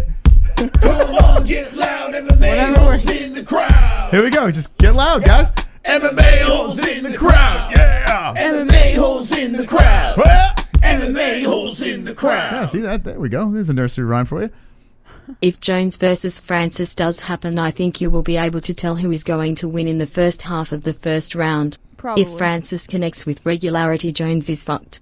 If Jones chops Francis' leg for a round, Francis will most likely lose. The only thing I disagree with that comment, like I agree for the most part. The only thing that I would have to disagree with is if Jones starts chopping at Francis's leg in that first half of the first round, it doesn't necessarily mean that Francis is completely fucked, because we've seen it, and we saw it with the Stipe fight. He came in way more patient, and he has the ability now to kind of recognize when his opponent is coming in on him. And if he starts getting chopped at the leg in the first half, I have a feeling he's going to let that patience sink in, he's going to back up, and he's going to reassess. So everything else I agree with. Just that one part, I don't know if I agree with. All right, we're going to open up the phone lines. Thank you to the donators. Seriously, thank you so much. Right over here is our phone number, 516-522-0267. We got the MMAHoles.com. Make sure you check out our website. At the end of this show, we're going to scroll through this thread over here. So we got 34 minutes left. We're going to scroll through our thread, the MMAHoles.com, the Francis Ngannou tagline. So we want you guys and gals to come up with some lines. We got 10 replies over here. So we're going to get your taglines. What should be Francis Ngannou's go-to saying? So let us know on the MMAHoles.com. Shout out to the people jumping over there on the network as well. Wonderful. Got some new friends live streaming. Let's see the the standings right now. Let's go over here. Okay, I'm going to click down the hamburger. We're going to go to the home. We're going to look at our network. This is the MMAHoles.com. Brand spanking new website network. And give it a second if it doesn't load right away. Just give it a second over here because we are in the midst of getting a whole new server, the whole deal. But it will be going smooth sailing very soon. All right, let's let this thing bufferage. And bada bing, bada boom. There we go. All right, still against the UFC. Okay, 274 watching. Absolutely wonderful, wonderful. But we have to get to 9,000 people watching right now. So everyone hit the like button so we can catch the fucking UFC. I mean, they're showing some fights. Jens Pulver's, I don't know, jerking himself off. I don't know what he's doing over there, but we got some work to do. 516-522-0267. Give us a call. Let us know, will the fight happen? Ngannou versus Jones. What do you think about Stipe Miocic? What's next for him? A lot of things to talk about. 413, welcome to the MMA Holes. What's your name and what's on your mind? My name's Hudson. How are you guys doing tonight? We're wonderful, wonderful. Wonderful, wonderful. What's your name? Hudson. Hudson, how you doing, Hudson? Good. So when I was watching the fight Saturday night, I realized that Tyron Woodley didn't look as sharp as he used to. I think he's really washed. I think he needs to step down to 155. Whoa. What? That sounds really crazy, but 155 because he has big power shots. I think if he steps down, he'll be way faster. What? And the opponent, if he steps down to 155, he'll be way faster. And once he hits those guys with all that power and that pop when he's fast, guys aren't gonna know what they got hit by. Okay. Now, yeah, Tyron Woodley, he kind of struggles to hit that 170. He's not the tallest 170, but he does have a lot of muscle on. So he would have to lose that muscle in order to get there. And don't you think that might be a little too much? I honestly do. Will be quite a challenge for him. But if he can get that, I want to see what he can do down 155. Hey, but Hudson, how old are you? I'm 14. 14 years old. Listen, we lost Justin Jr. Can you be our new Justin Jr.? How long have you been watching the MMA Holes? I've been watching you guys since 258. Okay. Oh, all right. wow. So here we go. Last two pay-per-views. Yeah, you're fairly new, and welcome to the community. Listen, we a tragic loss to the community. Justin Jr. has left. Had a temper tantrum. He's kicking his legs in the bedroom right now. But we want to have you be our new Justin Jr. Do you take that honor? It would be my pleasure. Okay, thank you, Hudson. Appreciate it. This is Hudson, everybody. Everyone in the chat, round of applause for our new Hudson here. And for the Stipe and Ngannou fight, when I was watching, I saw Ngannou look way more sharp than he did in the first fight. He was being patient. He wasn't throwing those bombs right off the bat. Mm-hmm. I can see his grappling got way better than. When Stipe went for that takedown, he knew how to defend it. But in the first fight, Stipe just controlled him. And I think if Stipe, I don't know if Stipe's going to retire. I don't know what's on his mind. I don't think he should. I think there should be a trilogy. Mm-hmm. But about the Jon Jones, I think Jon Jones is way. Wonderful. It'd be an interesting fight because Jon Jones has an iron chin, but those leg kicks that he can just chop at Ngannou's tree trunks is going to be interesting because if he starts to grapple, then Ngannou might be in trouble because I think Jon Jones is much more superior on the ground than Stipe was. Wow. Are you from Chicago, Hudson? No, I'm from Massachusetts. Oh, there we go. Mass. There we go. Good stuff. Well, listen, Hudson, that was a nice breakdown. If Justin ever comes back, maybe we should have a debate between you and him and see who is the alpha minor. What do you think, Jessie? No, so what does it matter? What do you... Child. All right. Anyway, Hudson. Hey, thanks for the call, man. Appreciate it. No problem. Okay, there he is, Hudson. Very insightful. Yep, Justin. I don't know if you're ever watching. I know you're gone, but leave him alone. Jesus. CBD. CBD. All right, here we go. Chloe coming in. CBD. CBD. CBD. CBD. CBD. CBD. CBD. CBD. It helps with healing process and inflammation and stuff like that. So you wanted to get these for before or after the fights, training, and make your life a better place. What do we got, Chloe? It isn't about Francis' patience, it's about Francis' mobility. If Jones can cripple that leg, he will gladly lightly tap Francis' head for next few rounds to point card victory. Yeah. It's very possible. What do you think, Jess? It's not about his patience, it's about his mobility. Mm-hmm. So you're saying Jon Jones, you're no right. shot. No, he's right. Because, so you're right. Yes, if Jon Jones came in the first half of the first round and was just shooting after that leg with those obliques to start off, you're right. He has to be extremely agile in order to get himself out of the way. I think his patience is still a factor, though. Like, his mobility will get him out of the way, but he needs the patience to understand how he's going to reapproach, right? Because he can't approach the same way. So you're right, yes. But I still think his patience is important. Okay, 516-522-0267. Give us a call. We'd love to chat about the fights that happened this weekend. We could talk about O'Malley. We could talk about Francis Ngannou, which is a big topic right now. Big, mega, beast of a heavyweight champion. Hopefully the UFC does the right thing and markets him correctly, because that man deserves to get paid the big bucks. I'm hoping that he does. Scary human being. Let's see what's going on in the chat while we wait for some more calls to come in. SS Resonance says Jon just needs to fight Ngannou the same way he fought Teixeira. JT says Ngannou's power will put you to sleep, Iron Chin or not. MJ says, Hudson, do you like serial killer movies? Jason Heddleson says Francis can't crash the show like Jon. Wonder Boy says patience because he knows he'll gas. Well, yeah, that's definitely a part of it. I mean, there's just no doubt. Ngannou usually doesn't make it into the third round without huffing and puffing. Kiwi says Jon Jones needs to move to soccer. Wonderful. Brett Baratheon Jones looking for kilograms instead of picograms. Ruben says a minor of the MMA-Holes. Uncle Gozerian says we've seen what those leg kicks can do to fighters. Absolutely. Yeah, and listen, it's like Ma said, if Jones comes in with those oblique kicks, it is going to be a detrimental thing for Ngannou if he doesn't. That's kind of cool, man. If he doesn't address it quick. It's something that was controversial. Some people maybe the UFC should do away with that, but it's still illegal. And just Bones just stomping on the knee of Francis Ngannou as he comes in would make him second guess, throwing like crazy. He would literally have to step back and reassess. Yeah.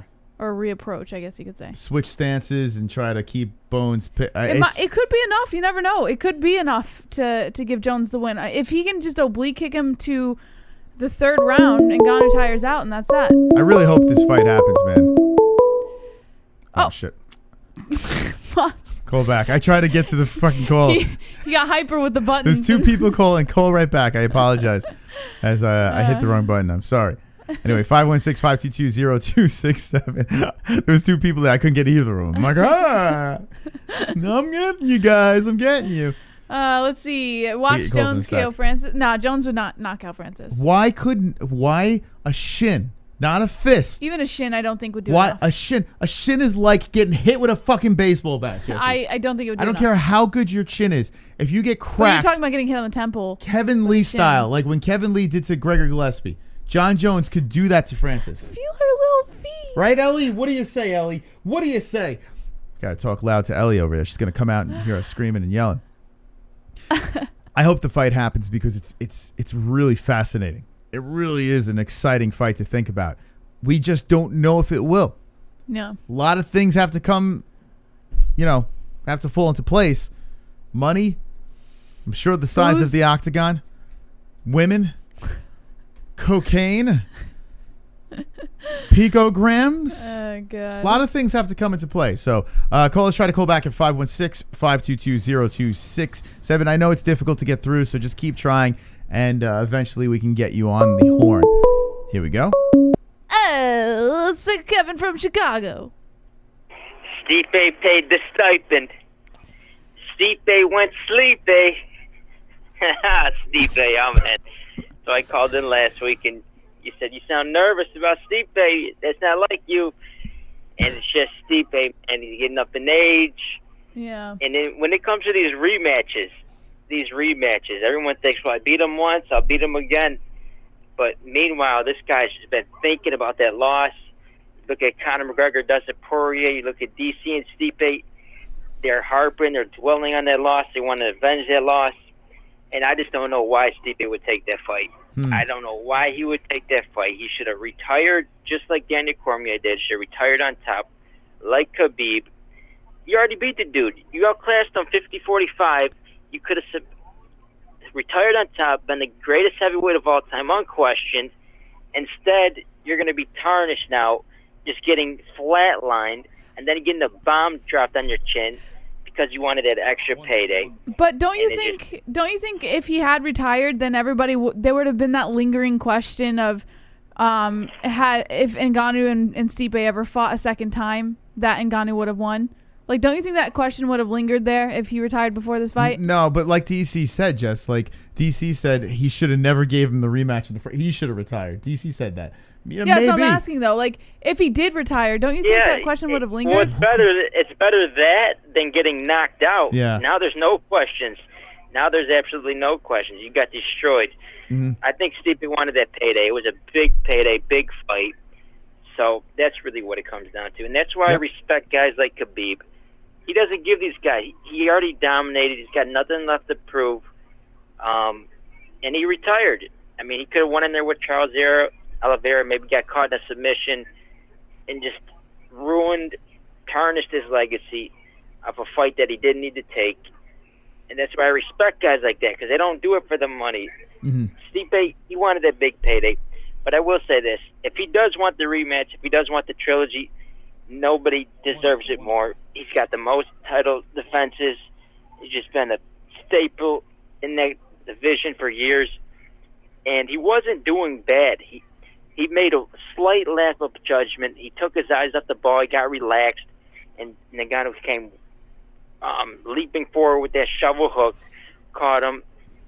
He wasn't doing bad. It's just he got caught, and that's what happens at heavyweight. You can get caught. We've seen Stipe Miocic make adjustments during fights that he was losing, and he could have very well made an adjustment. He could have probably won this round if he didn't rush in like that. He probably could have had a chance to.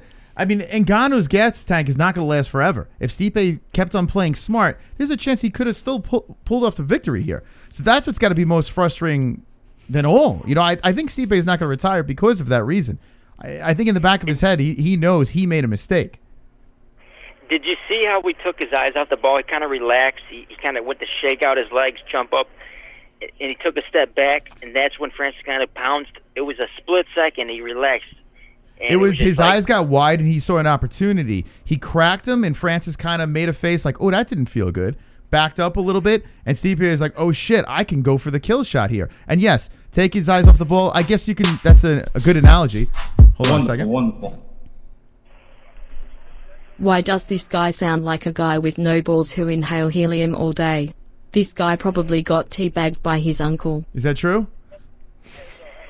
Don't tell anybody. Okay, all right. All right, fine. We'll keep that between us. So anyway, yeah, he did. He made a mistake. He made a mistake, but I have a feeling he's having nightmares right now, like saying, what in the holy hell did I just do? He should have retired on top. That's what he should have did. He could have did that. But as far as Jon Jones goes, he's trying to price himself out. That's what it sounds like. It sounds like he was banking on Stipe winning that fight and beating a 40-year-old Stipe and taking his legacy. He was hoping Stipe would win that fight. Instead, he's got this beast coming into his prime. And when you lose to Ngannou, you get flatlined. If you're going to lose to Ngannou, you're going to get hurt badly. So Jon Jones is doing all this shucking and jiving on Twitter. Oh, the company, this and that.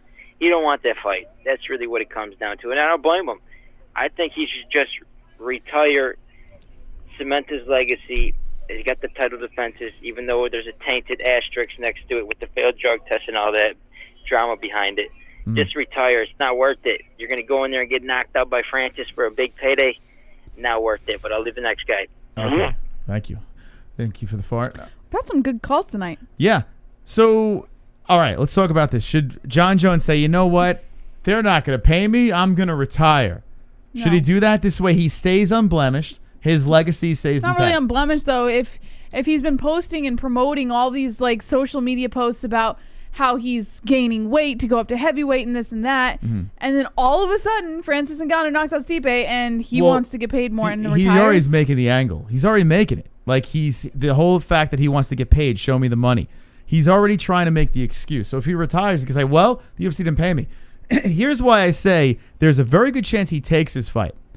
If Jon Jones defeats Francis Ngannou and then steals the heavyweight belt from one of the scariest men that ever competed in the UFC, then no one can say anything about the picograms. Yeah. No one could say anything about the fucking hit and run or any of the other shit he did. He's a double champion, and he did it without the fucking help. And that is one of the reasons. Well, people can still say things about the but picograms. that is one of the reasons. No, listen. You can still, you know. That's wiped. It's wiped away. Not really. Yep. Really. He did it clean. I have to be honest. As an MMA fan, hold on a second. If Jon Jones won against Francis Ngannou, I would say he is no doubt the GOAT. However, I will never forget the whole steroid debacle. Like, yes. I feel like people will always remember that. You're talking to a Daniel Cormier fan. When that was all going down, I was DC all the way, right? Yeah. So I'm with you. The whole steroid thing, I was like, he's a steroid cheat, blah, blah, blah, blah, blah. If he defeats Francis Ngannou and takes his belt, you would just wipe it clean, away? I would take all that steroid shit and I would shove it up the haters' asses. Because honestly, you can't say a goddamn thing anymore. Yeah. You can't say a goddamn thing because this proves that Francis Ngannou clean would have wiped all those motherfuckers out too. I mean, Jon Jones. Jon Jones would have beat all those fucking light heavyweights clean too. How do you know Jon Jones isn't pulsating against Ngannou? He technically has some weird shit in his system. But if he beats Francis Ngannou, no one could say a goddamn thing. And this is why my friend Jon Jones is probably not going to retire because he has that competitive side of him. He's got that chip on his shoulder. And he knows no one is GOAT and no one can say a goddamn thing about him cheating. Habib.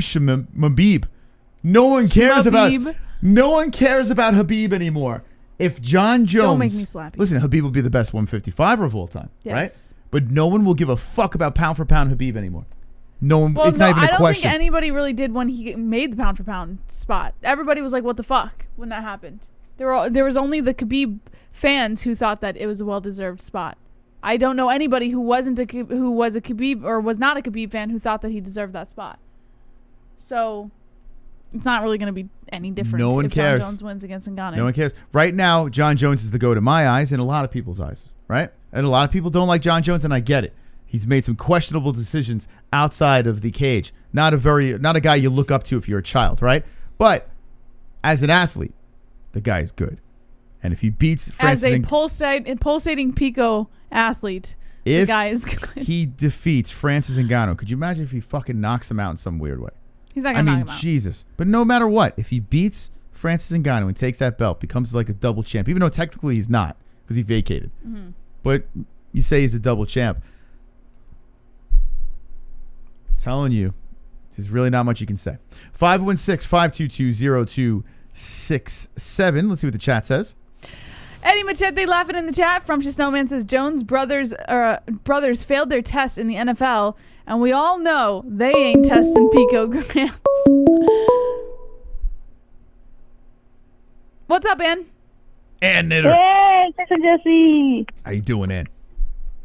Oh, wonderful, wonderful. Wonderful. All right, Ann. What are your thoughts on these hot topics tonight? Oh man, that was some good fights on Saturday. Wow. We were at the casino, and man, when Francis knocked Stipe out, oh my God, the place like exploded. What do you think's next for Ngannou? I don't want to see him fight Lewis. I know that. Jones, yeah, I think that'd be the best one. Yeah. But I think what I was hearing with everybody, I agree with what both sides everybody's saying. With Jones may lose, Jones may win. You know, he is a real smart fighter. I mean, he's been in it a long time. And like you said, those leg kicks that he does, and I don't think Francis is really, like someone said too, that really is taking those like that. And also, you know, Jones's elbows, so he does that dirty boxing stuff. So I mean, gets in there. So but if Francis connects, bye. Yeah. Lights out. He's gone. It's a great matchup, though, right? Isn't it fun? Like to think, like both sides, you have these arguments, and it's fun. It really is. And the not knowing what Jon Jones can do at heavyweight is exciting. It really is an exciting matchup. So hopefully they put it together. Yeah, we haven't seen him at heavyweight. Yeah, like someone also said, he's got the longer reach, arms, but Francis is just he's so huge. I mean, yeah, so the weight. big. I mean, he's just he compared those two. Even if Jones, gaining his weight and doing, I don't think he's going to look even anywhere near. Yeah, 100%. Yeah, in a way. Yeah, the weight is going to be a huge problem, I think, especially. And I've already mentioned it a million times during the show that with Usman in his corner, I think the weight is going to be a problem for Jones for sure. Jones does, like Ma said, have the oblique kicks though. So, I mean, yeah. Hold on one second, we got a donation. I was here before. Now Jon Jones crashes party. Okay, thank you, the Joker. Thank you. That's actually the joke. That was really the Joker, by the way. Thank you. So, Ann, what else is on your mind? Huh? I mean, I just think it's some great fights, and I loved it when Sugar. I mean, that was just great. Like I said, you love him or hate him. He's just fun to watch, and he's different. He's new. I think, like Jessie was saying too, and other people thought too. Yeah, he should have kind of finished him there in the first round. Yeah. And, he thought he had him, and I think that, hey, living there. But, hey, it's still spectacular when he still knocked him out later. Yeah, so, crazy. Didn't matter. Yeah. What did the casino... And I forgot. How did they react in the casino when he knocked him out? Were, people pro O'Malley? What was going on? I heard quite a few boos. So really? I don't think a lot of them in there were, but I was happy. I was like, yeah, way to go. I like him. Hey, he's different, Who knows what's going to I think it's funny when he puts up the Zoom, now he's, yeah. It's just funny. He's a character. He remains undefeated. Yeah. No. He got that one off. 14-0. It's his imagination, but yeah, and who else was it? Oh, who's the gal? The two ladies that are fighting. Miranda Maverick, yeah. She looks good, right? Oh, yes. That was I was like, holy shit. Yeah, she's tough. That girl can hold her own. I was like, damn. With that being said, Jillian Robertson. Know the situation. Yeah, Jillian Robertson, though, I mean, not very good, huh? I mean, she's not she's all right, but she's nothing really special. I don't know how far she's really going to get in the UFC. Yeah, but still, I mean, she had her in, compromising positions there with trying to submit her. So, yeah. And was getting out of it, but still, yeah, we'll see how she does against a couple of opponents. But it's gonna be interesting. Now she'll probably be like, "Whoa, shit! Hold on a second. Hold on, we got Jon Jones. It's the Joker."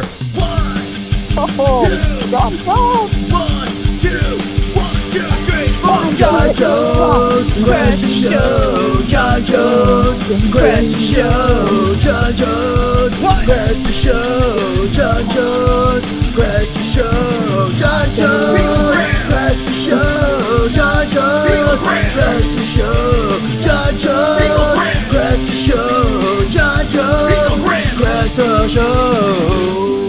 Whoa, the Joker back in. Cole Batman immediately.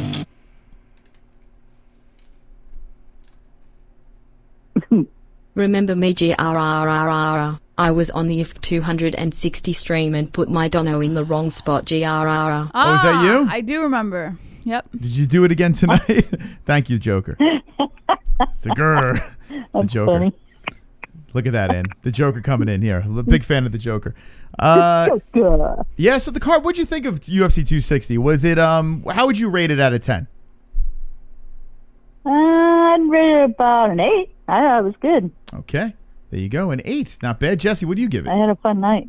I'm gonna The main card was like a 9. No, or you know what? I would even go so far as to give it a 9.5. But the prelims, I would give about an 8. Yeah, something like that. I'm giving it a 7. Can you give us your best Whoa, hold on a second. Valley Girl accent? We got Chloe coming in now. Slap the ass in. Oh my God. But. Really? Ariel? Oh my God. But. Look at Ariel go. Look at him go. Look at him go. Man, he never gets tired, Ariel.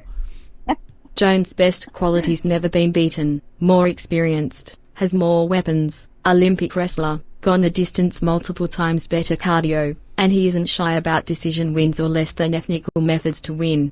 Cons: KO power is much less than Francis. Okay. All right. So there's Chloe's breakdown of Jon Jones versus Francis Ngannou. And Ann, I have to ask you, will the fight happen? Will that be the next fight for Francis? I hope so. I'd rather see that than going against, is it Lewis? Yeah, Lewis, or who else is up there? I'd rather see Jones than him. Okay. I don't think if Jones is scared. Well, maybe he is after seeing what happened. But I think, like I said, everybody's qualities, like you're saying, with like he just said, with the everything with him too. You know, like I was saying, he's so much more experienced and he's gone the distance so many times, and Jones is more used to it, and Francis really hasn't, and he, maxed out. But like you said, in his last fight, he looked really good against Stipe. So, the more you fight, you get a little bit more mature in what you're fighting. So, he looked totally different. All right. than the first time they fought. That's for sure. So there's the knitter chiming in on the situation. Poor Stipe, though. Poor Stipe. I feel for him. Yeah, well, listen, he learns how to fly, though. That was kind of cool, Yeah, like Stipe is like, I believe I can fly. I believe I can touch the sky. I think about it every night and day. My name is Stipe. Sorry. Okay. Oh, God, that's funny. Yeah. And thank you so much for the call. Tell Mike H. we said hello, and stay wonderful. Yeah, he had a great day at work. Really new job, so he had a good awesome. day. So good to hear. All right, Ann, thanks for calling. Guys. Yep, love you guys. Love you, Ann. Love Ann H. The knitter calling in 516-522-0267. And there goes Stipe. Down goes Stipe. 281, you're live with the MMA-Holes. What's your name? What's on your mind?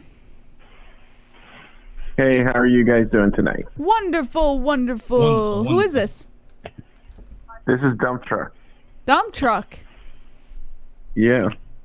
Okay. What's up, Manny? Hi. All right. Hey, what's up? There's actually a guy that used to call the radio station that his nickname was Dump Truck. I'm sure he was a lawyer. Oh, gotcha. He's probably in jail. Gotcha. Anyway.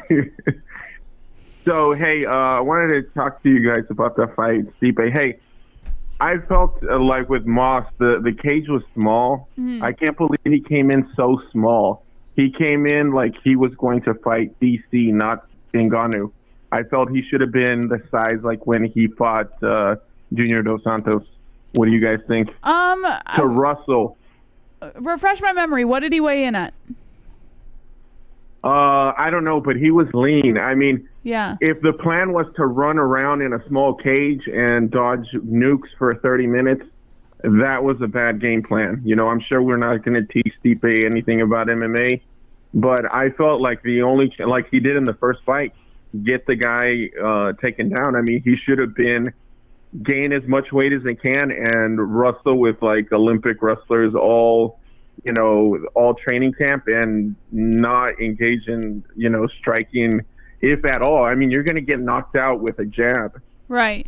I see right here at 234 and Ngannou weighed in at 263. So yeah, I mean, listen, I feel you're not off. I mean, the weight does make a huge difference, but you have to remember, he knew that he wanted to get Ngannou in the clinch pretty quick. I don't know if I guess the weight did have something to do with that takedown defense, right? Because he did kind of like lay on top of the back of Stipe when he stuffed it.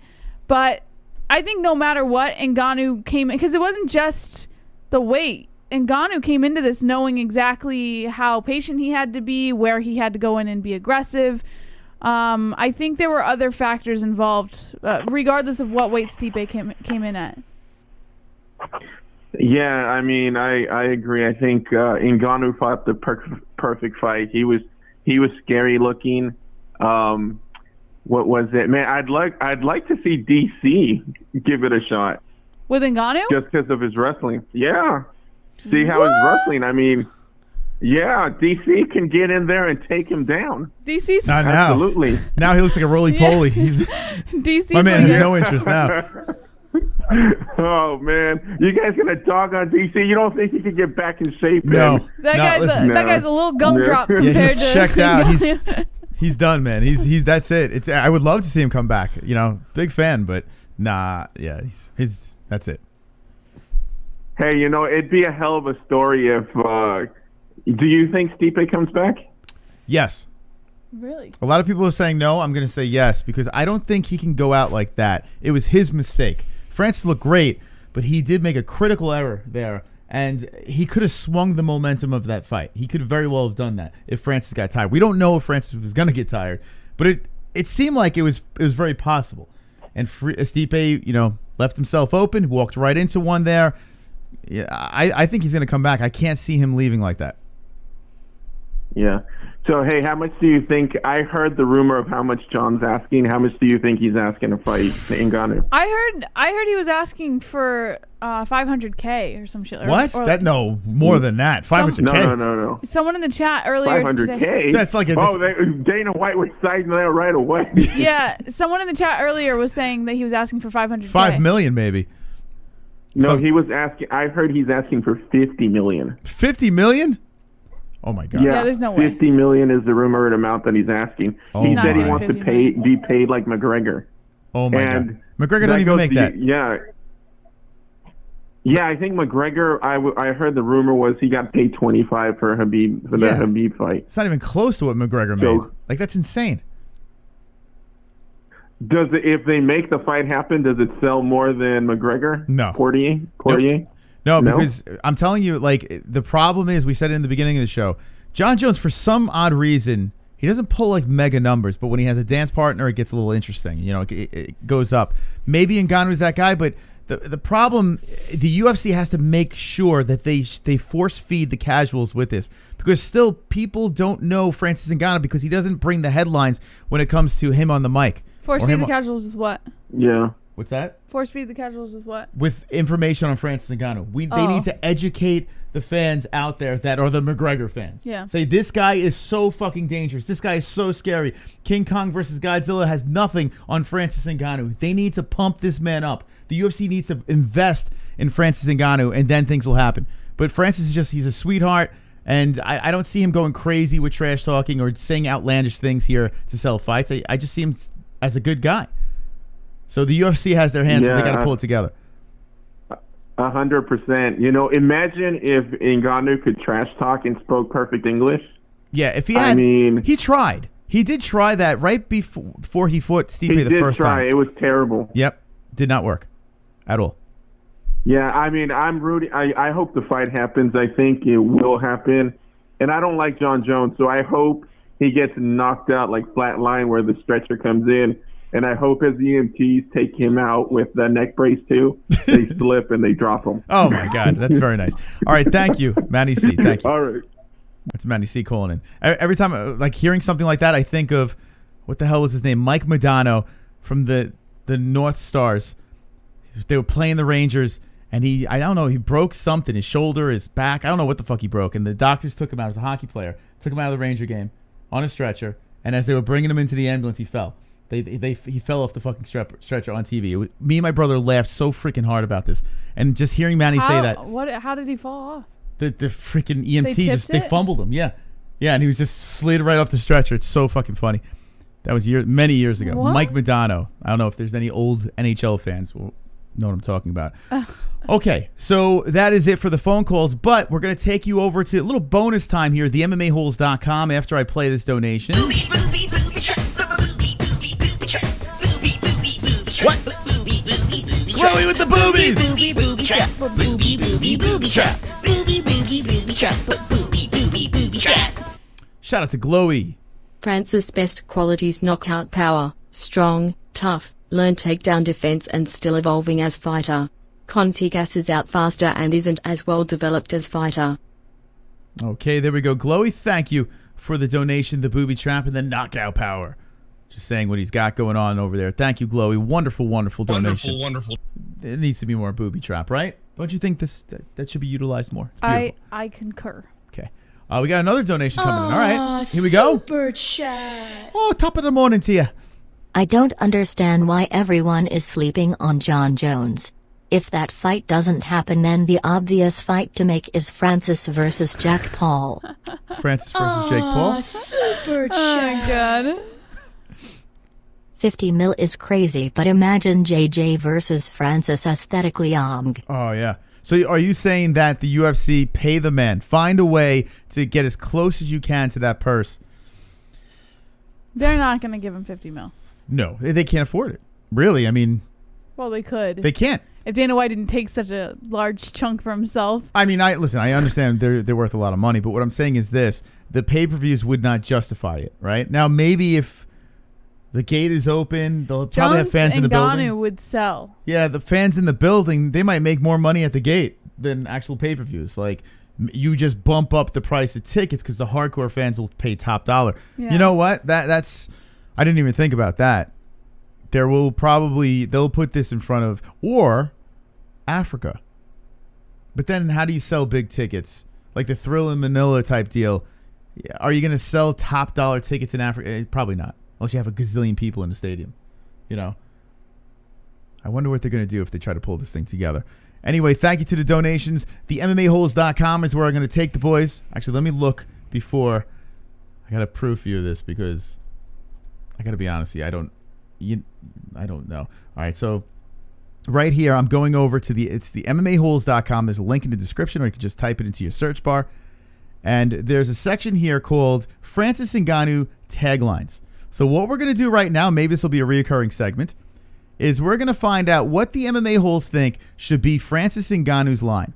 Now, Jessie, it would be hilarious if you read it in your Francis Ngannou voice. I don't have a Francis Ngannou voice.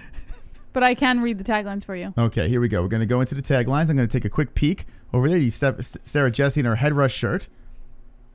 I'm going to take a quick peek, make sure it's good. Okay, looks like we're good, right? Okay, it looks like we're good. All right, so here we go. Going over. This is on the MMAHoles.com. When the show is over, go over there. We got some live shows on the network section. We also have the community section. We can chat with the holes. Okay. Embrace your death. Okay, but say it like English. I can't. Give us free. Give us free. Give us free. Two us's, okay? Hello, I'm pleased to meet you. Now it is time for your death. What do you think about that one? Now it is time for you death. Hello, I'm pleased to meet you. Now is time for you death. Okay. Hello, now I bury you. Hello, now I bury you. I like that one. I like that too. That's not bad. It's quick and to the point. Hello, now I bury you. I could see that. Okay. I'm black. I don't mind embrace your death though. But hello, now I bury you. I kind of like that. I'm black. Okay, yeah. I'm black. What is up my Ngannou? What is up my Ngannou? Okay, thank you. That was Kainoto jumping in. Very nice. I like that. Hello, now I bury you. What do you like in the chat out of Kainoto's? He threw a bunch in there. Okay. It's nap time. It's nap time. Yeah, it's nap time. Actually, sounds kind of good. Yeah, you know what? Yeah, it's quick. It's nap time. It's nap time. Yeah, I don't mind that. Yeah. Like a big muscular monster of a man's just saying it's nap time. I kind of like that. Yeah, you know what? Ann might be onto something there. The Black Knight coming for you. Okay, the Black Knight coming for you. Okay. Look out! I am the Black Nightmare. I am coming for you. Look out! I'm the Black Nightmare. I am coming for you. Okay. So far, it's nap time. It's nice and quick. I like that. It's nap time. Could you imagine him just walking, just staring like the face off? He touches gloves. He looks you right in the fucking eye. And Francis Ngannou says, it's nap time. I like it's nap time. That was a good one. All right. And you might have got it. I will tear you down. I will tear you down. Okay, it's pretty devastating there. I like that. I always have salt to tenderize my meat. Okay, so that is from D-Rest. Wait, I will tear you down is from Alex. Okay. All my opponents will fold up like an accordion. Okay. Might be too much for him. He might stumble on that one. I will crack you like an egg. I will crack you like, and just get rid of an and go egg. Yeah, I will crack you like egg. Okay. I will snuff you out. I will snuff you out. Okay. Say it, Moss. Let me hear it. I will snuff you out. I will snuff. I will snuff you out, Jessie. I think it's nap time is still the best. It's nap time. It's good, yeah. My name is Francis Ngannou. You killed my father. Prepare to die. Can you read that in a Spanish accent, Jessie? No. I mean, yeah, come on. No. You have the Latino no, you blood did in the you. accent better than me. Come on. No, I'm good. My name is Francis Ngannou. You killed my father. Prepare to die. I'm the predator. You're all my prey. Okay, that's from Sonosi. Ford Escort. All right, that one's. He What? looks you right in the eye and goes, Ford Escort. Because That's stupid. He hits like a Ford Escort. That's stupid. No. I like it's nap time. I think the winner is it's nap time. I like Ford Escort. Just looks at him and just says, Ford Escort. But that doesn't make any sense. It doesn't, but it's hilarious. Okay, let's see what the chat says. It's between it's nap time or Ford Escort. Let's see what the chat says over here, and we're getting out of here. All right, how about Ford Escort? How about bye Felicia? Bye Felicia. Say it like Ngannou. Oh God. Say it like Ngannou. No, it wasn't on the MMA-Holes.com. Can't say it like Ngannou. All right. Moss and Jess, it's Sober Carl. Can I give you a quick call? My friend wants to talk to you. Bro, you missed out on the calls. The next, when we open it, maybe Friday or next Monday, we definitely would love to get you on the line. Keegan says it's nap time. Ann says it's nap time. Big Polly says Ford Escort. William Doherty says Ford Escort. Could you imagine? Hold on. I will rape you. The opposite of Drago says Frumptious. What up, my Ngannou? I'd never buy a Ford. Nap time. Escort. It's nap time. Francis nap time Ngannou. Ah, there you go. Francis nap time Ngannou. That's funny. I'm back. It is the best time. It's all cringe. I am the champion now. Me, brother. Bend over. Ford Escort. All right, I think Ford Escort won. It sounds like the what? people... I saw Ford Escort like 3 times, and nap time took over. No. Yes, no. go back up. All right, well, you know what? Go to the MMA-Holes.com and settle the score. Go say over there. It's nap time. Go over to the MMA-Holes.com, jump on our community or our chat room section, I should say. Just real quick so you guys know, this is the MMA-Holes.com, okay? You jump over here. This is the first page. It shows you the people that are live right now. We're live, and Jen's Pulver is live. And then under here are the channels that are offline. When they go live, boom, they go into this container up here, and you know where your content is, when they're live, and when they're offline. So you got all the information there. Then you go over to the second page, okay? You got this thing that pops up, and it has chat room, MMA news. This section here, you can get all your MMA news. We got our merch store. We have a timeline where all your friends, you can just see what your friends said over there, your notifications, photos, forum, and log out. Chat room is where we're going right now, and this is where the whole community, friends, no friends, doesn't matter. Anyone can post your comments over here, start a thread, or just comment on someone else's. And what we just read was the Francis Ngannou taglines. Okay, there that is, the MMAHoles.com. JBM? Yes, sir. Get the fook out of here. All right, guys, thank you so much to our sponsors, Ballsy, ballwash.com, link in the description, promo code MMA-Holes for 15% off. Also, Head Rush, promo code MMA-Holes, 20% off, link in the description. Lux Bidet, 10% off at checkout, link in the description, and mysticrootscbd.com, promo code MMA-Holes, 20% off. And ESPN Plus. Also, if you guys want to watch the fights, make sure you guys use the link below. Helps us, helps you, helps everybody. Thank you guys for your continued support. Thank you for joining us. We'll be live again on Wednesday night, TGIW, 9 p.m. Eastern Time. And as always, don't be an a-hole, be an MMA-Hole.